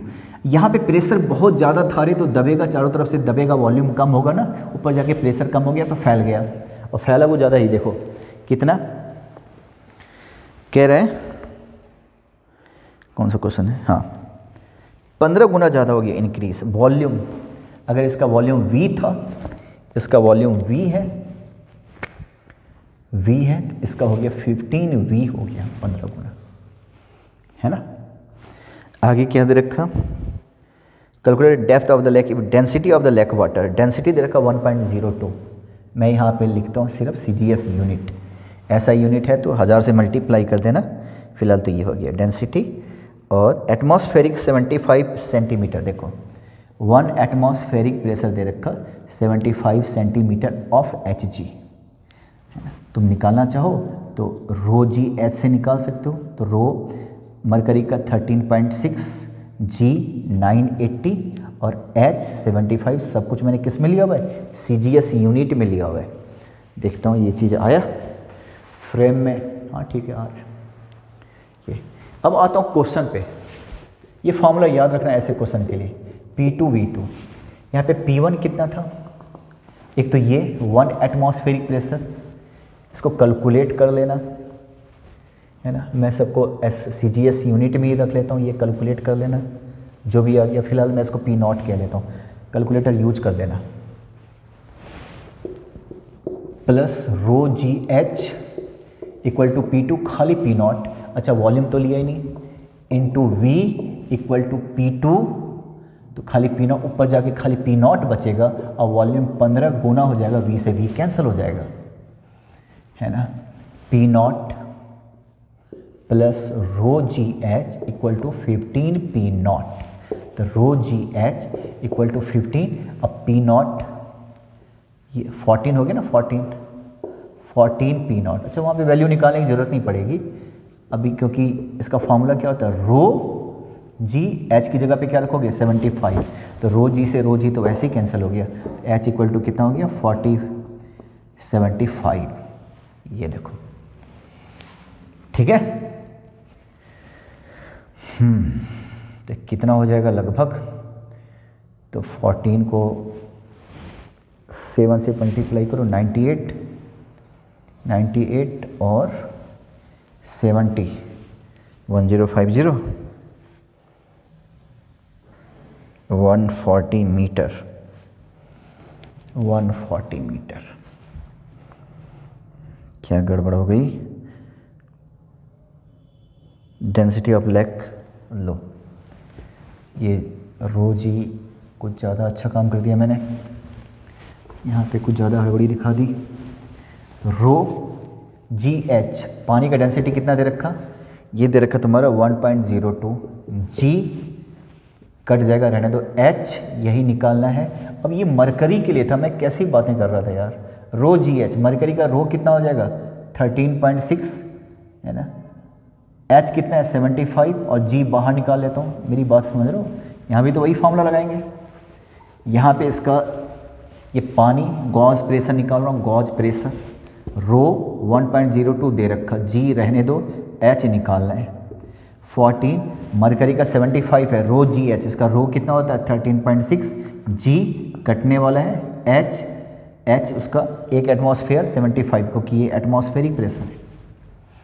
अब जी से जी कैंसिल कर दो, एच यहाँ से निकाल लीजिए, तो ये हो जाएगा 14 इंटू 13.6 इंटू 75, ये सेंटीमीटर में आ जाएगा। इसको 100 से डिवाइड कर लेना, मीटर में आ जाएगा। 100 से डिवाइड कर लेना, मीटर में आ जाएगा। मैं मोटा मोटी इसको बनाने की कोशिश करता हूँ।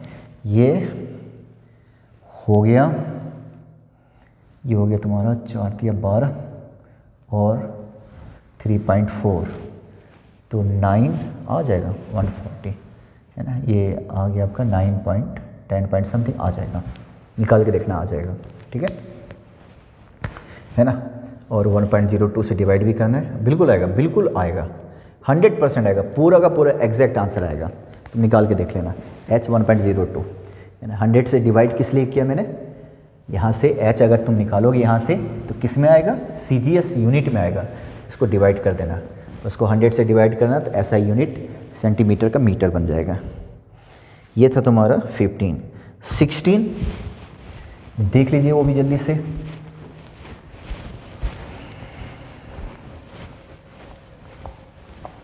आज ही ख़त्म करेंगे, जितना टाइम लग जाए, जितना मुझे बोरियत फील हो या जो भी हो।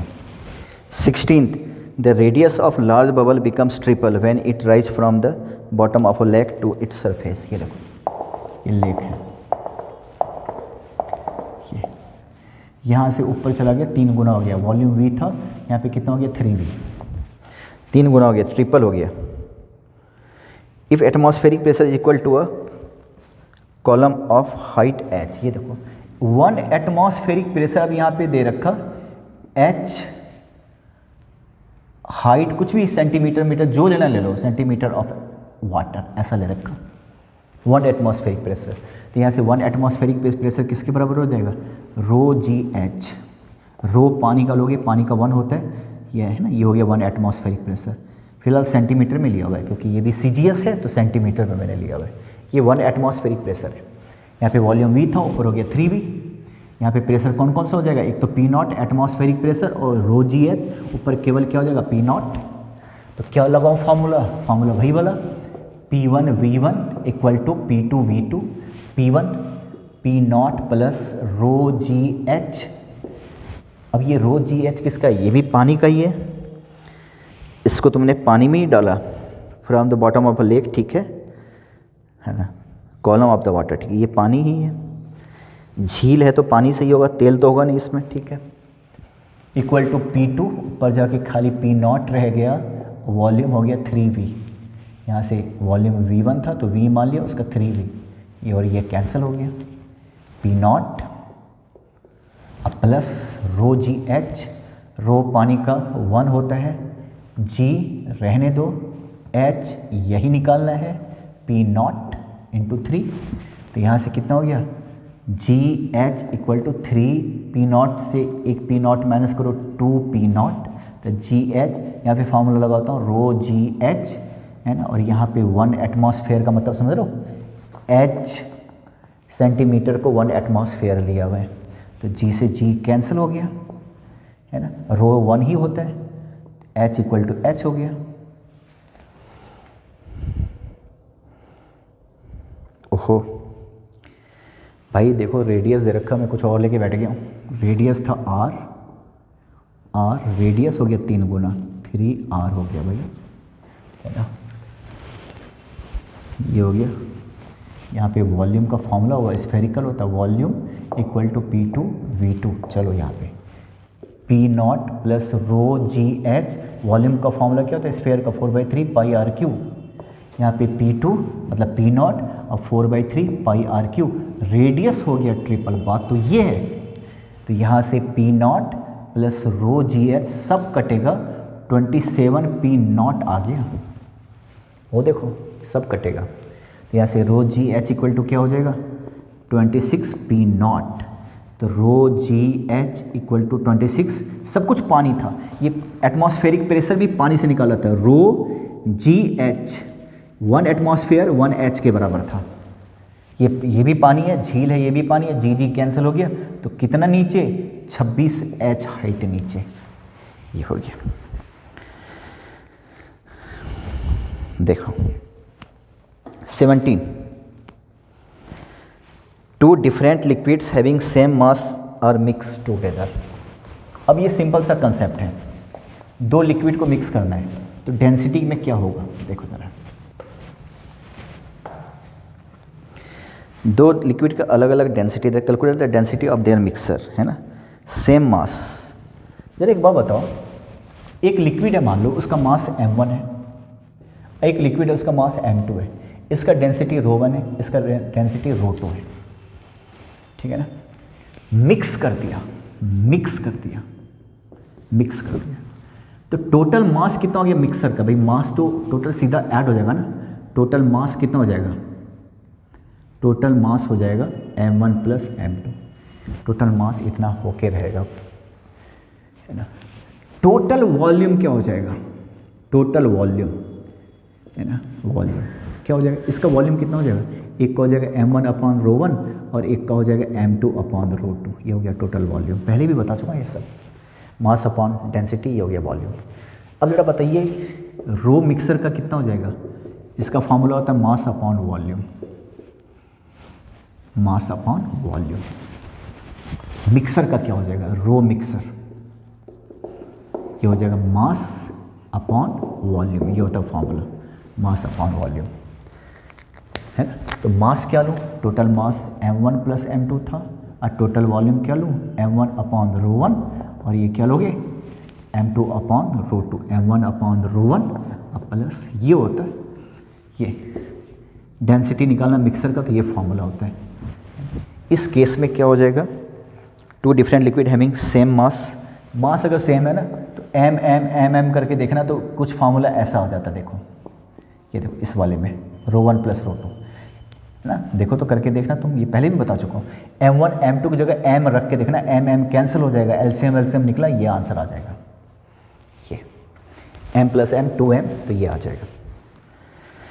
17 ट्राई कर लेना इस फार्मूले से, ये हो जाएगा मिक्सर। अगर मास सेम हो तो ये फार्मूला बन जाता है, ये फार्मूला खुद भी निकाल सकते हो, एक्चुअल फार्मूला ये होता है,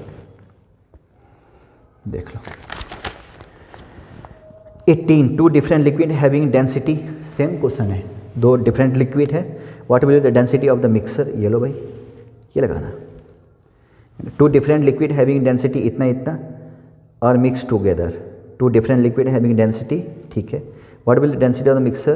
अच्छा, इक्वल वॉल्यूम, अगर इक्वल हो तो क्या होगा, दोनों का वॉल्यूम इक्वल है ना, तो बड़ा आसान है, फिर तो सीधा सीधा ये फॉर्मूला हो जाता है मिक्सर का।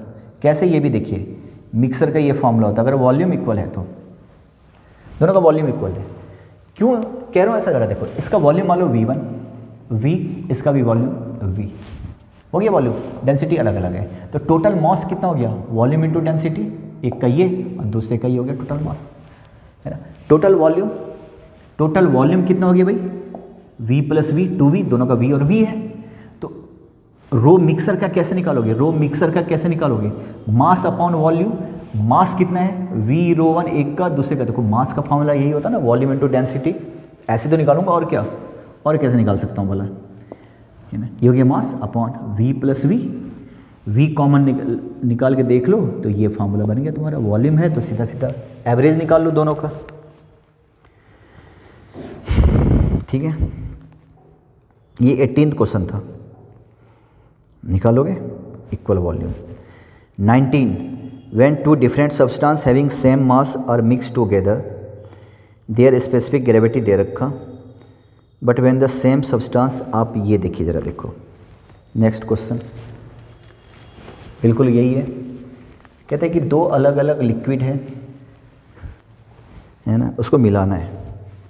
कहते हैं कि अगर दोनों का मास सेम है तो मिक्सर का स्पेसिफिक ग्रेविटी 3 आ रहा है, लेकिन दोनों का अगर वॉल्यूम इक्वल है तो आ रहा है 4। तो कहने का मतलब ज़रा देखो डेंसिटी ऐसा मान लेता हूँ, 10th क्लास का क्वेश्चन बनाता हूँ, एक का x मान लेता हूँ, एक का y मान लेता हूँ। मास अगर सेम हो तो क्या होता है, डेंसिटी क्या होता है, मिक्सर का डेंसिटी क्या होता है भाई, मास अगर सेम हो 2xy upon x plus y, mass अगर सेम हो x प्लस वाई। अगर वॉल्यूम सेम हो तो बताइए इसका फॉर्मूला क्या होता है, ये होता है x प्लस, दोनों डेंसिटी को ऐड करके 2 से डिवाइड कर लो। अब यहाँ पे ये भी दे रखा है ना, कहता है कि अगर मास सेम हो तो इसका मिक्सर का आता है 3, ये 3 दे रखा और ये दे रखा, और इस केस में ये दे रखा 4 है ना। तो यहाँ ज़रा देखिए तो ये 3 दे रखा, 3 equal to 2xy, x plus y की जगह मैं क्या रख दूँ, 8 रख दूँ, 8 रख दूँ x प्लस वाई की जगह। तो यहाँ से 2xy इक्वल टू कितना हो गया, 2 भी कैंसिल कर दो तो 12 हो गया xy है ना। x y की जगह मैं क्या रख दूँ, y की जगह देखो तो 8 माइनस एक्स रख दूँ, सोचो यहाँ 8 माइनस एक्स रख दूँ, यहाँ से क्वाड्रेटिक बना के देखो, x का 2 वैल्यू आएगा, 6 और 2 आएगा। क्वाड्रेटिक इक्वेशन बना के देखो, मिडिल टर्म को स्प्लिट करके देखो, आएगा। ठीक है, ये देखो 20 during the time of manufacture an electric bulb is sealed at a temperature, 27 degree पे सील करके रखा, नियॉन वगैरह भर के, ताकि ऑक्सीडाइज ना हो जाए, टंगस्टन जल ना जाए, ऑक्सीजन की वजह से रिएक्शन ना हो जाए, कंबसन ना हो जाए। तो पैक करते समय ही तुम नियॉन गैस डाल देते हो ताकि ऑक्सीडाइज ना हो जाए। तो तुमने वही करा, जब तुम बल्ब बना रहे थे तो पैकिंग के समय आपने उसमें नियॉन गैस या कोई भी गैस डाल दिया, टेम्परेचर दे रखा, प्रेशर दे रखा, calculate the number of air molecule contain in the bulb. तो ये आगे तुम गैसेस लॉ में भी पढ़ोगे, PV इक्वल टू NRT बताया था अभी। प्रेशर दे रखा and pressure 10-3 mm of Hg, 10-3 mm 1000 से डिवाइड कीजिए तो किस में आ जाएगा, ये आ जाएगा। आंसर दे रखा, पता नहीं किस में दे रखा, अच्छा नंबर्स निकालना है तो रहने दो, CGS यूनिट में ही रहने दो। mm ये रहा तुम्हारा सेंटीमीटर, प्रेशर निकाल रहा हूँ, H ρHg मैं लिख दूँ यहाँ पे, ρHg into volume equal to NRT, number of mole होता है, R का वैल्यू होता है 8.33 समथिंग होता है, आगे तुम पढ़ोगे अच्छे से। रो दे रखा 10 की पावर माइनस, H दे रखा कहाँ गया, हाँ H दे रखा 10 की पावर -3 mm। रो तो आपको पता है मरकरी का 13.6 होता है, देख लो। H 10 की पावर -3 10 से डिवाइड कर लो सेंटीमीटर में, G 980 होता है। वॉल्यूम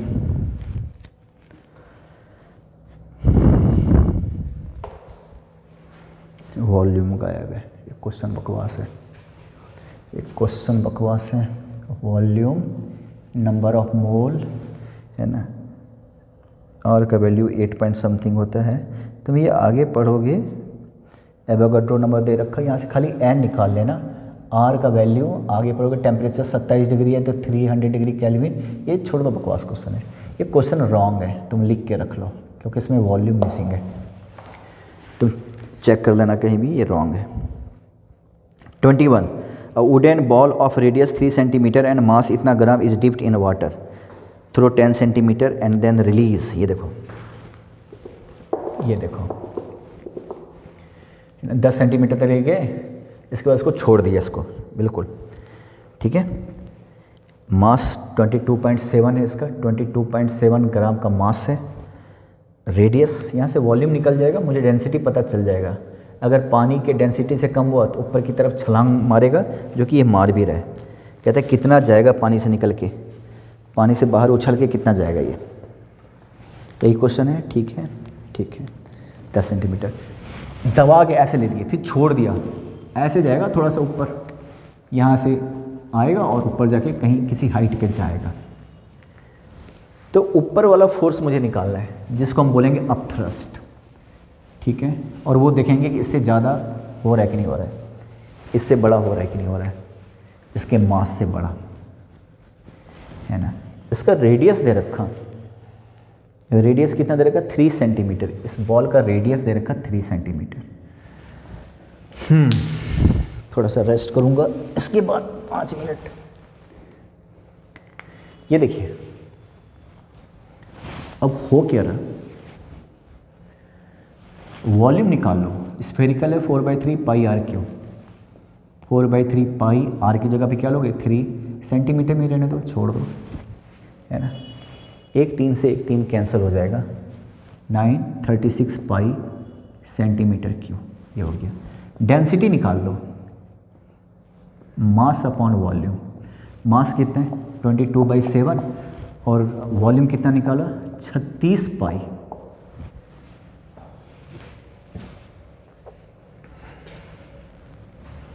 ये 22/7 22/7 कैंसिल, पाई का वैल्यू 22/7 होता है ना ग्राम। मास बटा volume, volume 4/3 pi R cube, 9 36 pi. तो ये हो गया 1/36 है ना। ये कौन सा यूनिट है, CGS यूनिट डेंसिटी का, ग्राम पर सेंटीमीटर क्यूब। पाई का वैल्यू होता है ना 22/7, मैंने काट दिया, ठीक है। ये अब बेटा देखो, तो अब थ्रस्ट कितना हो जाएगा, अब थ्रस्ट किसके बराबर हो जाता है, mass of weight of displace water, wait of displaced water, इसके बराबर हो जाता है अपथ्रस्ट। क्लियर है। अब वेट ऑफ अपथ्रस्ट वाटर कैसे निकालोगे, वॉल्यूम इनटू डेंसिटी इनटू जी। वॉल्यूम तुम अभी भी निकाल के बैठे हो, जो बॉल का वॉल्यूम होगा वही इसका वॉल्यूम होगा। रो पानी का रो 1 होता है, सब कुछ मैं ले रहा हूँ CGS यूनिट, जी मैं ले लेता हूँ, चलो जी फिलहाल अभी जी रहने दो जी, ये होता है। अब इसका मास कितना दे रखा है 20। वेट ऑफ बॉल यहाँ पे लिख देता हूँ, यहाँ पे कहीं पे weight of ball, weight of ball कितना है रे 22.7 ग्राम, ये भी ग्राम में रहने देता हूँ। तो नेट फोर्स कितना हो गया, ऊपर की तरफ लगेगा नेट फोर्स क्या हो गया, उसमें से ये माइनस करोगे कि नहीं करोगे, क्या 36 पाई जी अब माइनस 22/7 जी, माइनस कीजिएगा देख लो, ठीक है। ये पता नहीं ये मैं क्यों निकाल रहा हूँ, इसकी कोई ज़रूरत थी नहीं, खाली वॉल्यूम दे रखा, ये क्यों निकाला ये मेरे समझ में नहीं आ रहा। निकल गया तो निकल गया, जाने दो, है ना। क्या सोच के निकाला, ये भी एक रिसर्च करने वाली चीज़ है। जी बाहर निकाल लो, 36 पाई और माइनस पाई भी बाहर निकाल लो, -1, क्योंकि आपको पता है 22/7 भी पाई होता है, 36 पाई पाई जी, है ना। तो 35 पाई जी, ये हो गया एफ नेट। इसका एक्सेलरेशन निकाल लेता हूँ, mass into acceleration equal to ये होता है, याद है ना हमें, उसका यहाँ से छोड़ते ही इसको एक्सेलरेशन मिलेगा उस अपथ्रस्ट की वजह से, net force, mass into acceleration. Mass दे रखा है इसका कितना 22/7, सब कुछ CGS में ले रहा हूँ। एक्सेलरेशन इक्वल टू 35 पाई जी, तो यहाँ से एक्सेलरेशन इक्वल टू क्या हो गया, ये देखिए ये और ये कैंसिल हो गया, ये हो गया 35 जी। ये सब मैं क्या ले रहा हूँ, CGS यूनिट में ले रहा हूँ, ठीक है। ये क्लियर है भाई। ये अब इसको मैं कन्वर्ट कर लेता हूँ, 35 जी मीटर पर सेकेंड स्क्वायर, इसको 100 से डिवाइड करके मीटर, क्योंकि ये सब सेंटीमीटर में था पर सेकेंड स्क्वायर, तो ये मीटर पर सेकेंड स्क्वायर इतना हो गया। इसको 10 ले लो, 10 तो ये हो गया 3.5 मीटर पर सेकेंड स्क्वायर। ये एक्सेलरेशन का पता चल गया, 10 ले लिया तो ये हो गया 3.5 मीटर पर सेकेंड स्क्वायर। 1 मिनट देख लेना तो ज़रा, आई थिंक आ गया, और भी नीचे लिख सकता हूँ, नहीं ठीक है, ये आ गया। अब ज़रा बताओ, ये छूटते ही इस एक्सेलरेशन से बाहर जाएगा, है ना, ठीक है। और फिर यहाँ पे आने के बाद कितना ऊंचा, देखो यहाँ तक तो ऊपर जाएगा ना, जैसे ही पानी के ऊपर से आएगा अब ग्रेविटी उसको नीचे खींचेगा। अब कहानी ये है, इसका फोटो खींच सकते हो। अब कहानी ये है, जरा ध्यान से सुनना, इसके बाद क्या होगा। पहले देखो सिंपल सा हमने क्या निकाल लिया, हमने अब थ्रस्ट निकाल लिया, वॉल्यूम दे ही रखा था। अब थ्रस्ट कितना हो जाएगा, अब थ्रस्ट फिर से अगर मैं देखूँ ना तो अब थ्रस्ट कितना हो जाएगा, volume into rho of water into g, यही तो अब थ्रस्ट होगा। वॉल्यूम ऑलरेडी हम निकाल चुके थे, रेडियस पता है 4/3 पाई आर क्यू करके तुम वॉल्यूम निकाल सकते थे इसका वेट नीचे है, अब थ्रस्ट ऊपर है। अब थ्रस्ट में से तुम माइनस कर दो वेट को, ये हो गया नेट फोर्स। तो नेट फोर्स m इंटू ए, मास तुम्हें दे ही रखा तो यहाँ से a निकाल दिया मैंने। अब हुआ क्या, जरा ध्यान सुनना, यहाँ से तुमने छोड़ दिया, यहाँ तक तुम ढकेल के लेके आए हो, यहाँ से छोड़ दिया तो ऊपर भागा, किस एक्सेलरेशन से, ये वाला एक्सेलरेशन से। यहाँ पे इसकी स्पीड कितनी है, ये डिस्टेंस कितना दे रखा, देखो कितनी दूरी तक लेकर गए, 10 सेंटीमीटर तक, थोड़ा 10 सेंटीमीटर, अभी सेंटीमीटर में चलो 10 सेंटीमीटर। तो यहाँ पे लगाता हूँ फार्मूला इस दूरी के लिए।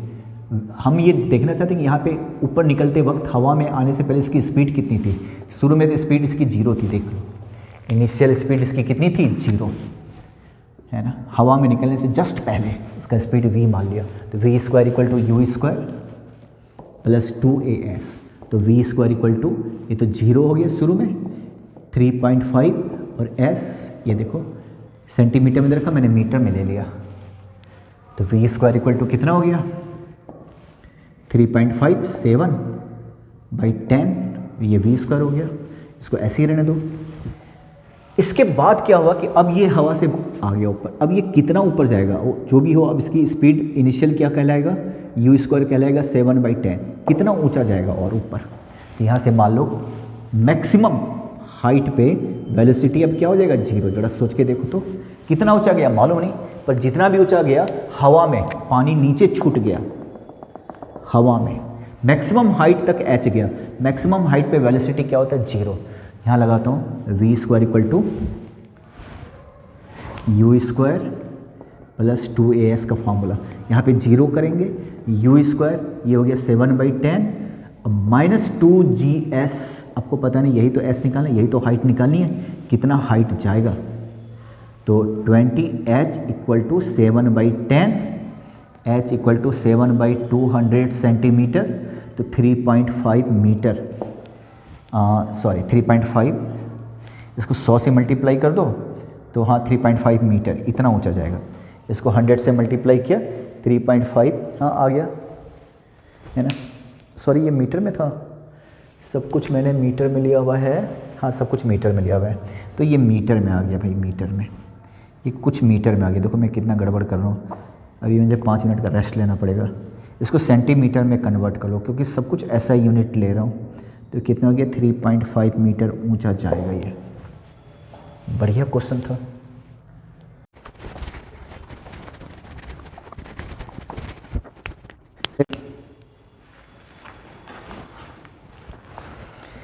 क्वेश्चन नंबर 22,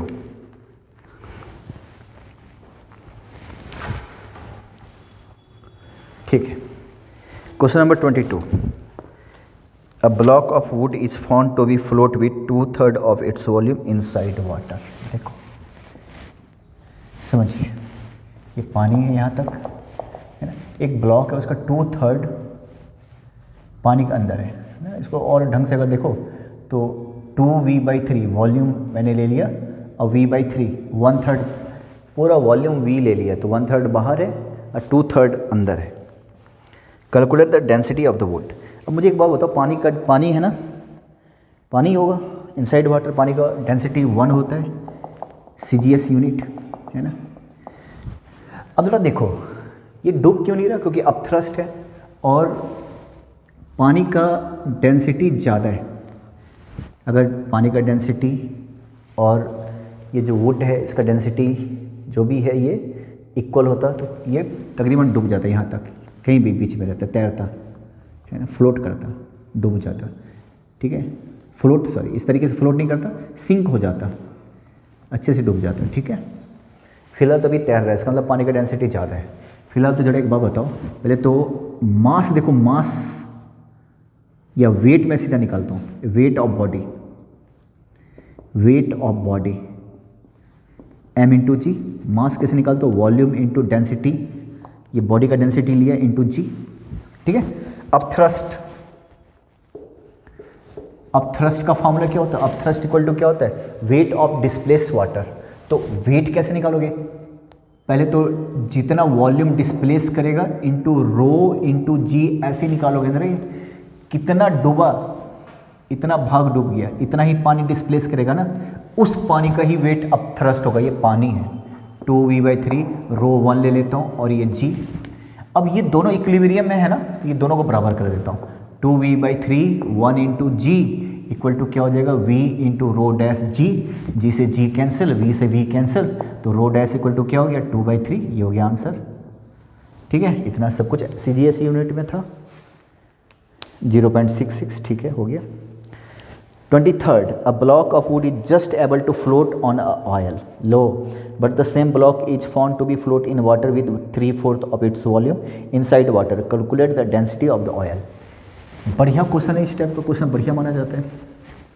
पहले ये देखिए आप, एक तरफ तो पानी लिया, पानी पानी वाटर H2O, ये वही वाला ब्लॉक ले लिया, 75% डूब गया और 25% तैर रहा है, ऐसा ही दे रखा, 1/4 तैर रहा है, 3/4 डूब गया, है ना।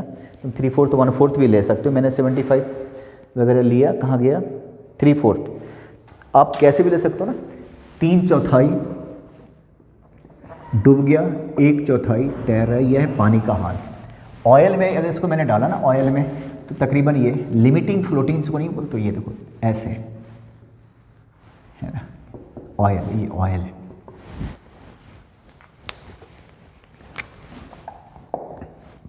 पानी का डेंसिटी कितना होता है 1, इसका डेंसिटी आपसे पूछ रहा है, ऑयल का density equal to what, oil, oil, clear है ये। और क्या दे रखा, ठीक है, calculate the density of the oil, बस और कुछ नहीं दे रखा, बस ये। देखो मैं बताऊँ, यहाँ तो इक्विलिब्रियम में पूरा वॉल्यूम मैंने 1 ले लिया या v ले लिया, पूरा वॉल्यूम तुम्हारी मर्जी, क्या लेना चाहोगे, v लेना चाहोगे या 1, है ना। पूरा वॉल्यूम मैं ले लेता हूँ 1, तो 1 का 1/4 और 3/4, है ना। तो जरा ये बताइए, यहाँ पे इस वाले को देखो, पूरा जो मास हो गया v into rho into g equal to किसके बराबर हो जाएगा, अप थ्रस्ट के, इक्विलिब्रियम में अप थ्रस्ट, पूरा वॉल्यूम मैंने 1 ले लिया, समझ रहे हो, या v ले लो, v ही रहने तो चलो, तो 1/4 पूरा वॉल्यूम v है, इसका डेंसिटी मैंने रो ले लिया, रो डैश ले लेता हूँ, इसका डेंसिटी रो डैश ले लेता हूँ जी। अब 3/4 पानी के अंदर है, तो इतना ही वॉल्यूम डिस्प्लेस करेगा, पानी का 1 होता है और ये जी है ना, v रो जी, अब थ्रस्ट मास इंटू जी, तो v से v कैंसिल हो गया, तो g से g कैंसिल हो गया, तो यहाँ से रो डैश कितना आ गया, 3/4 आ गया, तो इसका भी 3/4 ही होगा। रो ऑयल का कितना हो जाएगा, 3/4 आ जाएगा, क्यों, क्योंकि जब इस तरीके से डूब जाता है, कहीं भी डूब जाता है इस तरीके से, तो क्या होता है, इसका डेंसिटी और लिक्विड का डेंसिटी सेम होता है, इसका मतलब ऑयल का भी डेंसिटी कितना है, 3/4 है, 0.75, ठीक है। 24 क्वेश्चन देखो, an iceberg float in sea water, लो भाई, समुद्री पानी पे आइस वर्क तैर रहा है, ठीक है, जिसका डेंसिटी 1 ग्राम पर सेंटीमीटर क्यूब है, पानी की डेंसिटी के बराबर थोड़ा बहुत। Calculate what fraction of the total volume of ice work. अब ये देखो, अच्छा आइस वर्क का डेंसिटी दे रखा है, ये देखो, चलो ये देखो, समुद्र का पानी है, इस क्वेश्चन को ध्यान से समझना, आइस वर्क तैर रहा है ना, कुछ भाग ऊपर होगा, कुछ भाग नीचे होगा, ठीक है। इस ऊपर वाले भाग का V1 ले लेता हूँ, ये वाला पोर्शन, और नीचे वाले का V2 ले लेता हूँ, जाने दो, ऐसे ही ले लिया मैंने, कोई क्वेश्चन ही ऐसा पूछ रहा है कितना फ्रैक्शन ऊपर नीचे, ऐसा कुछ। अच्छा डेंसिटी दे रखा सी वाटर का, इस पानी का डेंसिटी दे रखा जी 1, और आइस वर्क का डेंसिटी दे रखा 0.91, क्या लग रहा है। अब इसके मास को अब थ्रस्ट ने बैलेंस किया हुआ है, तो मास इक्वल टू क्या होता है, वॉल्यूम इंटू डेंसिटी इंटू जी, तो वॉल्यूम क्या लूँ, V1 प्लस V2 डेंसिटी क्या लो आइस का 0.91 इंटू जी।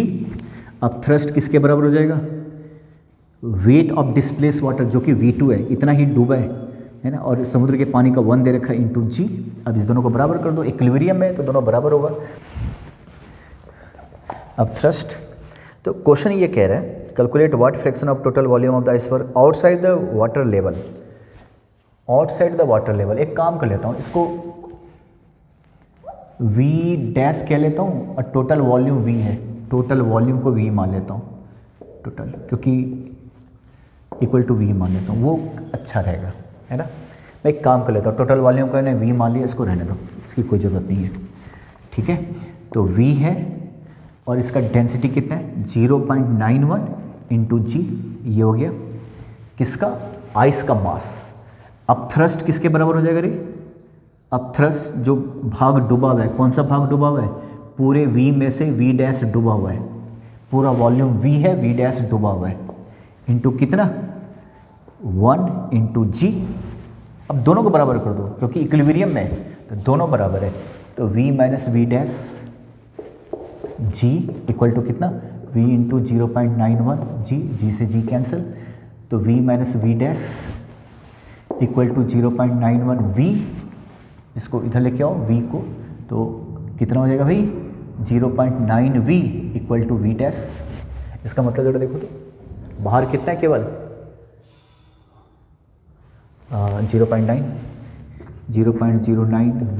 V डैश, 9% एरिया बाहर है, क्या करें आउटसाइड द वाटर लेवल 9%, ठीक। तो देखो V डैश इक्वल टू क्या हो गया 9/100 V, 100 से मल्टीप्लाई कर दो तो 9% सिर्फ बाहर है, बाकी 91% अंदर है, देखो आप, ठीक है। यहीं से भी सीधा निकाल सकते हो, डायरेक्ट यहीं से भी निकाल सकते हो डिवाइड करके, इसी से पता चल जाता है, यहीं से है ना। V माइनस V डैश कौन सा है, डूबा हुआ भाग, तो जो डूबा हुआ भाग है पूरे वॉल्यूम का 91% है, तो ऊपर कितना होगा 9% होगा, यहीं से पता चल जाता है, देख लो। 25 a wooden cylinder float in water with its axis horizontal, ठीक है। How the level of the vessel is likely to change in cylinder float with it axis vertical. देखो वाटर लेवल पे कोई फर्क नहीं पड़ेगा, तुम चाहे कैसे भी डुबा दो, पहले ही बताया था। थ्रस्ट, देखो क्वेश्चन ये कह रहा है कि पहले ऐसे डुबा रहे सिलेंडर, क्वेश्चन कौन सी बात करूँ 25 का, पहले सिलेंडर ऐसे डुबा है, मान लो पूरा डुबा आधा डुबा हुआ, कोई लेना देना नहीं है, बाद में तुमने ऐसे रखा, वाटर लेवल में कोई फर्क नहीं पड़ेगा, अब थ्रस्ट उतना ही होगा, इसके मास को बैलेंस कर रहा होगा अब थ्रस्ट, है ना, कोई फर्क नहीं पड़ेगा। ये यहाँ भी डूब जाए इसके अंदर ऐसे, तब भी कोई फर्क नहीं पड़ेगा, कोई फर्क नहीं। मान लो ये 1/4 अंदर है, तो यहाँ भी 1/4 अंदर ही होगा, सीधा भी रख दो, तो इसका मैंने बताया भी था, तो कोई फ़र्क नहीं पड़ेगा, है ना। जैसे मान लो अभी ऐसे रखा 40% एरिया पानी के ऊपर है, तो यहाँ भी 40% एरिया पानी के ऊपर ही रहेगा। 26 a body of density drop slowly on the surface of a liquid of, ठीक है। Calculate the time the depth of the, देखो थोड़ा इस तरीके से क्वेश्चन है, इस तरीके से क्वेश्चन है, इस क्वेश्चन को ध्यान से सुनना जरा।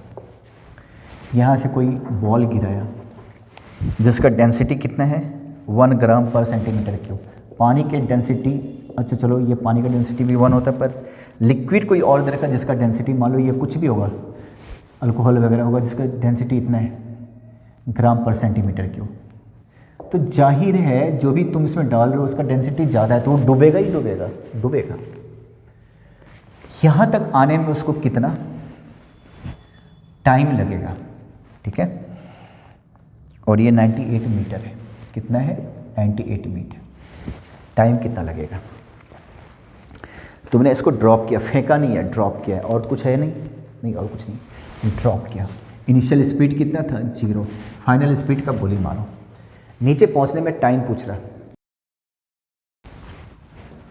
देखो इसका वॉल्यूम मैं V लेट कर लेता हूँ, वॉल्यूम इसका क्या लेट कर लेता हूँ V।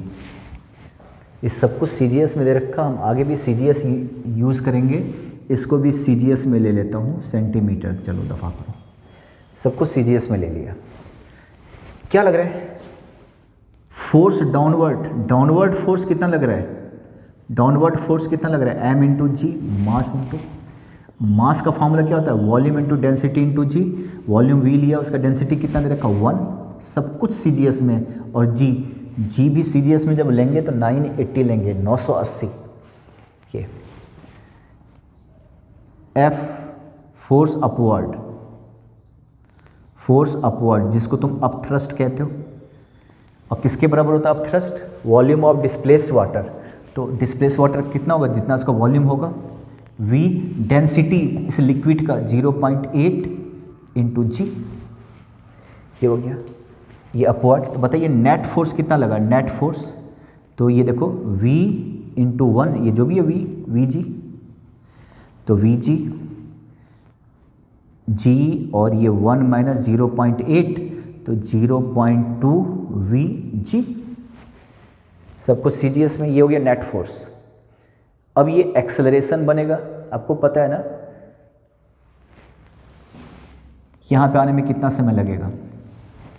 मेरा फॉर्मूला ये होना है S equal to u t plus half AT square, यानी U 0 लिया हुआ है पहले ही, देख लो U तो 0 ही होगा, है ना। S इक्वल टू क्या? Half AT square. एक्सेलरेशन पे नज़र है मेरी, तो नेट फोर्स निकल गया। तो फार्मूला क्या होता है? m into A, net force mass into acceleration equal to कितना? 0.2 vg। मास इसका चाहिए, इसका जो कि नीचे गिर रहा है उसका एक्सेलरेशन, तो मास v इंटू डेंसिटी उसका कितना दे रखा? 1। मास वे volume into density equal to 0.2 vg। v से v cancel, acceleration equal to क्या हो गया? 0.2 g। Centimetre per second square. सब कुछ मैंने क्या बताया पहले? S CGS लिया हुआ है। अब यहाँ से निकालिए S कितना लो? 9800। हाफ एक्सेलरेशन क्या लोगे? 0.2 g इंटू टी स्क्वायर। 9800 रे इक्वल टू, ये देखो तो 1/10 हो गया, ये और ये कैंसिल, g हो गया 980 टी स्क्वायर, तो 0 तो टी स्क्वायर इक्वल टू हो गया 100, तो t इक्वल टू हो गया 10 सेकेंड। 10 सेकेंड में आगे धड़ाम से गिरेगा। ये हो गया। क्वेश्चन नंबर कौन सा था? क्वेश्चन नंबर था 26।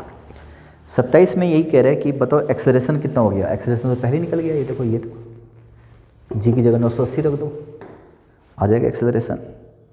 बात समझ रहे हो? जी की जगह 980 रख दो, एक्सेलरेशन आ जाएगा। एक्सेलरेशन निकाला तभी तो हुआ। 28 a body weight m1 in liquid, ठीक है, ρ1, m2 मास हो रहा है लिक्विड ρ2 में। Calculate its weight m3 in liquid of density ρ3। और आंसर में m1 m2 और ρ1 ρ2 ρ3 भी है आंसर में, m3 आंसर में नहीं है। मैं क्वेश्चन पहले समझा दूँ, पहले मैं क्वेश्चन समझा देता हूँ। देखो 3 अलग अलग तरह का लिक्विड है, उसमें कोई बॉडी को तुमने डुबाया हुआ है। 3 अलग अलग तरह का लिक्विड है, उसमें तुमने 3 बॉडी को डुबाया हुआ है। तो कहानी समझो इस क्वेश्चन का। देखो मान लो ये 3 अलग अलग तरह का लिक्विड है। देखो एक यहाँ पे है, एक यहाँ पे है, एक यहाँ पे। इसका ρ1 है जैसा दे रखा है, इसका ρ2 है, इसका ρ3 है। ये रहा इसका मास m, इसका मास m है। मान लो कितना मास का है? m मास का, हवा में, है ना।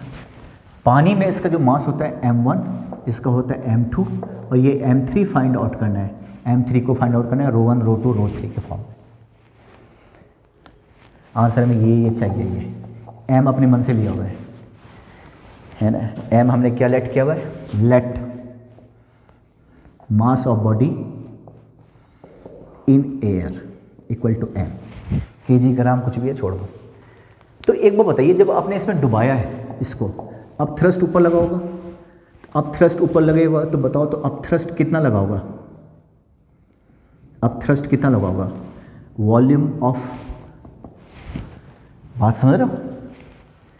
बॉडी उतना ही तो पानी इंटू डेंसिटी, इसका ρ1 इंटू जी, यही हो गया अब थ्रस्ट। इसका तो वॉल्यूम कैसे निकालोगे? इसका मैंने डेंसिटी ले लिया, मास हमने ले लिया एयर में m, और इसका डेंसिटी मैं ले लेता हूँ रो, डेंसिटी मैं ले लेता हूँ रो, है ना। तो ये देखिए वॉल्यूम कैसे निकालोगे, मास अपॉन डेंसिटी, छोड़ दो, ये रहने दो, ये रहने दो, हो गया। तो जरा बताइए m1 अपरेंट वेट कितना महसूस होगा, तो पूरा जो है ना देखिए तो mg अब माइनस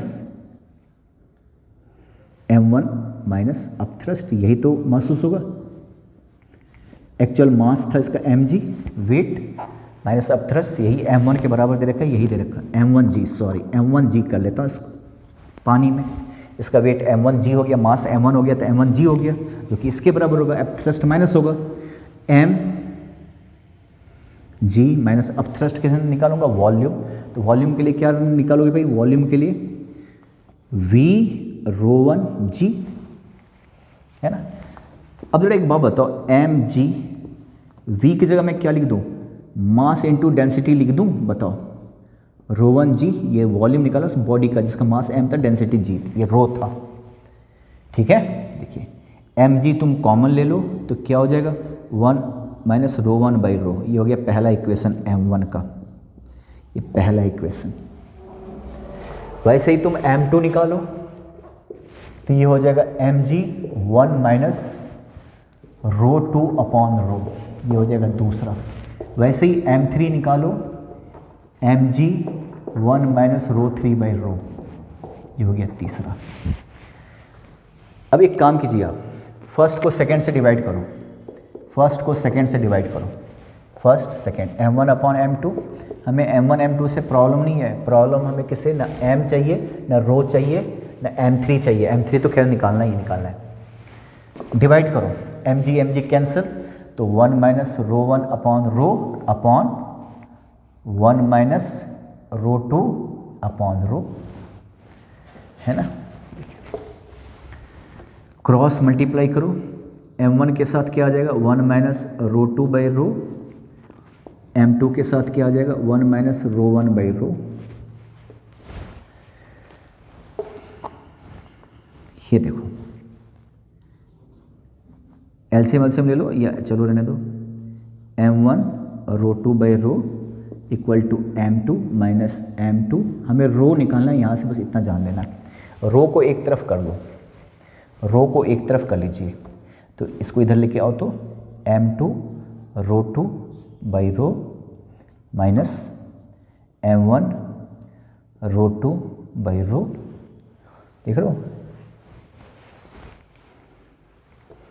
m2 ρ1 होगा यहाँ पे, सॉरी ρ1, तो यहाँ से हो गया क्या, m2 ρ1 by rho minus m1, ठीक है, इक्वल टू क्या हो गया, m2 माइनस m1, ठीक है।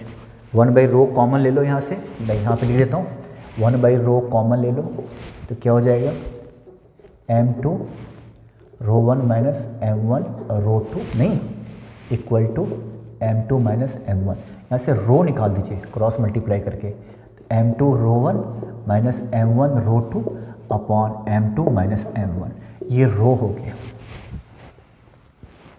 ठीक है, रो निकाल दिया तुमने। अब रो का वैल्यू तुम वहाँ पे पुट कर दो, m निकल जाएगा, तुम ये काम कर लेना यार, यहाँ पे पुट कर देना रो का value, put rho in equation 1, find m भी निकाल लेना, वो भी इसी तरीके से आएगा, m1 में आएगा, m2 में आएगा, रो1 में आएगा, रो2 में आएगा। अब यहाँ से m और रो का value put rho and m in equation 3, equation 3, m3 निकाला ना, m और रो का वैल्यू पुट कर देना, आंसर आ जाएगा। ट्राई करना, ट्राई करना, फालतू क्वेश्चन था। अच्छा 29 क्वेश्चन देखिए जल्दी से, sphere of copper having an internal cavity 220, देखो भाई थोड़ा सा क्वेश्चन खुद ही पढ़ लिया करो और ट्राई करो, सॉल्यूशन बाद में देख लेना, खुद ही ट्राई कर लिया करो कैसे बनेगा। तो जो मैं देख रहा हूँ, sphere of copper internal cavity लो 200 ग्राम का उसका मास है और वाटर में उसका मास है 176, तो वेट लॉस हो गया 24, जो कि अपथ्रस्ट के बराबर होगा। और अपथ्रस्ट किसके बराबर होगा? वेट ऑफ डिस्प्लेस वाटर, क्योंकि पानी में आपने डाला हुआ है, क्योंकि आपने इसको कहाँ पे डाला हुआ है? पानी में। अब जरा देखो, कोई भी ऐसे मान लो कॉपर का बर्तन है, मान लो कोई भी कॉपर का बर्तन है और कहीं पे छेद है ऐसा, ठीक है, ये होल है। पहले तो वेट लॉस कितना हो गया पानी में? वेट लॉस अच्छा खासा 200 ग्राम था हवा में, पानी में इतना हो गया 24 ग्राम का वेट लॉस हुआ, जो कि किसके बराबर है? अपथ्रस्ट के बराबर है। मतलब अपथ्रस्ट हो गया तुम्हारा 24 ग्राम इंटू जी। तो सब कुछ मैं CGS में ले रहा हूँ, ध्यान रखना। अपथ्रस्ट का फॉर्मूला क्या होता है? We row ji.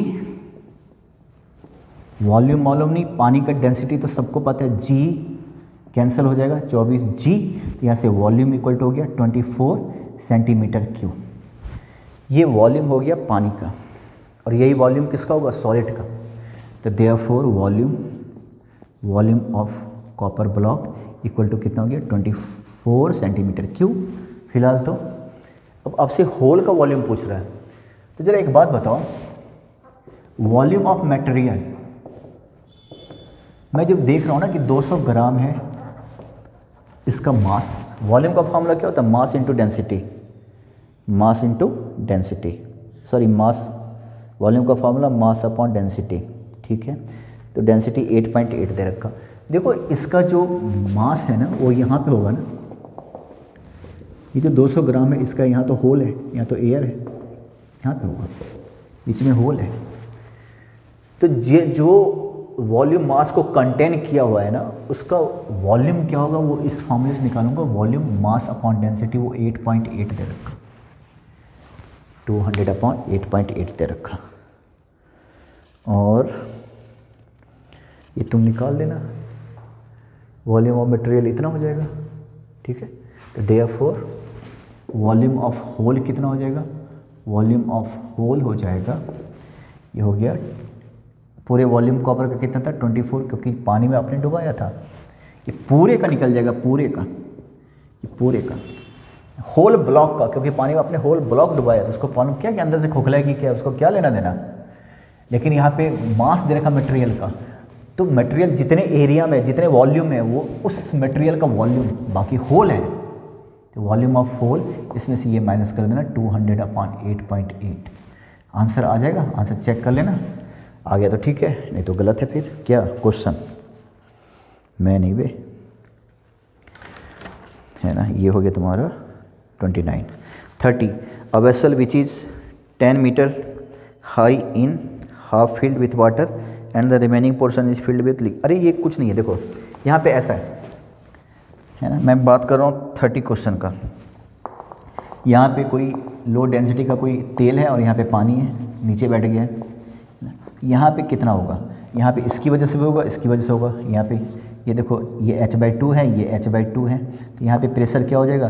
ρg(h/2) plus ρg(h/2). यहाँ पे दो अलग अलग डेंसिटी, बस वो रख देना। g सेम है, h/2 आधा आधा भरा हुआ है, तो यहाँ पे दोनों को ऐड कर देना। दोनों की वजह से होगा, यहाँ पे दोनों की वजह से होगा, याद रखना। 2 और क्वेश्चन है, तो दोनों क्वेश्चन वैसे ही हैं, नहीं वैसे तो नहीं है। देखो अ यूनिफॉर्म, ठीक है, बड़ा अच्छा क्वेश्चन है और ये बढ़िया क्वेश्चन है। जी का वैल्यू दे रखा, ठीक है, लेंथ 1 मीटर, एक्सेलरेशन, बहुत ज़बरदस्त क्वेश्चन है, देखिए, है ना।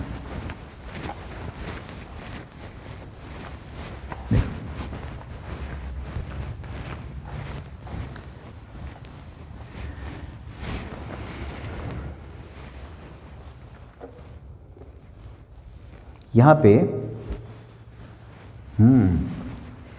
एक तो इस तरीके से लिक्विड का दे रखा है, यू ट्यूब इस टाइप का दे रखा, ऐसा दे रखा, ठीक है। और यहाँ पे कोई लिक्विड भरा हुआ है, और इस पूरे को, अभी तो खैर दोनों का लेवल सेम होगा, इस पूरे को तुम ऐसे लेके जा रहे हो 4 मीटर पर सेकेंड स्क्वायर के, तो आपको पता है सीडो फोर्स लगेगा इस वाले पानी पे, है ना। जब सबको उधर लेके जा रहे हो तो ये वाला पानी इधर दबाव डालेगा इस दीवार पे, ये वाला पानी इधर दबाव डालेगा इस दीवार पे, और ये वाला पानी इस दीवार, है ना। तो होगा क्या कि ये प्रेशर ज़्यादा हो जाएगा, ये तो खैर दीवार, इसको तो इस प्रेशर को दीवार, इस पानी पे जो प्रेशर लग रहा है दीवार पे जो लग रहा है इस पानी की वजह से, और इस पानी की वजह से जो प्रेशर लग रहा है दीवार पे, तो वो तो झेल लेगा, दीवार झेल लेगा नॉर्मल प्रोड्यूस करके, लेकिन इसकी वजह से जो प्रेशर लग रहा है ना यहाँ पे, है ना, ओवरऑल यहाँ पे क्या हो रहा है, यहाँ पे एक फोर्स लग रहा है, सीडो फोर्स लग रहा है इस जगह पे, सारा पानी मिलके सीडो फोर्स लगा रहा है यहाँ पे। हर एक पानी का एक्सेलरेशन एक समान है, अगर ये 4 से जा रहा है तो हर एक पार्टिकल 4 का एक्सेलरेशन 4 है इस डायरेक्शन में, सीडो फोर्स लगेगा हर एक पार्टिकल पे, कहीं कम कहीं ज़्यादा नहीं, हर एक पार्टिकल पे लगेगा, हर एक जगह पे ये एक्सेलरेशन उल्टा लगना शुरू हो जाएगा। तो रिजल्ट क्या है कि एक फोर्स लगेगा जिसकी वजह से प्रेशर हाई हो जाएगा, पानी थोड़ा सा यहाँ पे ऊपर हो जाएगा, ये वाला हिस्सा, ये वाला थोड़ा नीचे गिर जाएगा और ये वाला ऊपर, ठीक है। ये वाला H डाउन हो जाएगा तो ये H ऊपर हो जाएगा, अब दोनों के लेवल में 2H का अंतर आ जाएगा। क्वेश्चन यही तो कह रहा है, calculate the difference in the height, तो डिफरेंस इन द हाइट ये 2H निकालना है, कहने का मतलब ये 2H निकालना है, ठीक है।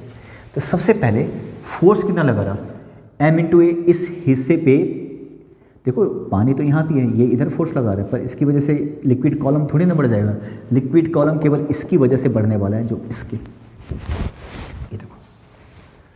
तो सीडो फोर्स किस पे लगेगा, सीडो फोर्स, इसको ए मान लेता हूँ, इसको बी मान लेता हूँ, इन ए बी कॉलम लिक्विड जो भी है, तो क्या होगा, मास इंटू एक्सेलरेशन। अब मास कैसे निकालोगे, volume into density into acceleration.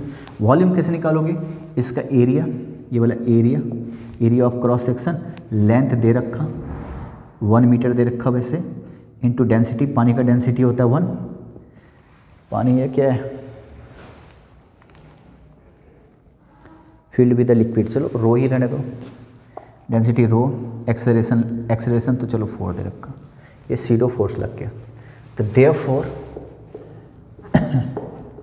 Pressure कितना लगा, फिर प्रेशर फोर्स अपॉन एरिया, तो फोर्स तो ये हो गया तुम्हारा A into L into rho into 4 area of cross section, तो क्या होगा यहाँ पे L इंटू रो इंटू 4, ये हो गया ये प्रेशर, और यही प्रेशर एक्स्ट्रा प्रेशर ये वाला डेवलप करेगा, तो ये क्या हो जाएगा रो जी एच, यहाँ पे दोनों के बीच 2H बन गया ना, मुझे ये 2H निकालना है, equal to N into rho into 4, है ना, रो से रो कैंसिल, तो ये सॉरी रो से जी नहीं सॉरी रो से रो कैंसिल, तो यहाँ से 2H इक्वल टू क्या हो जाएगा L into 4 by g, L है 1 इंटू 4 और ये 10 ले लो, है ना, तो 0.4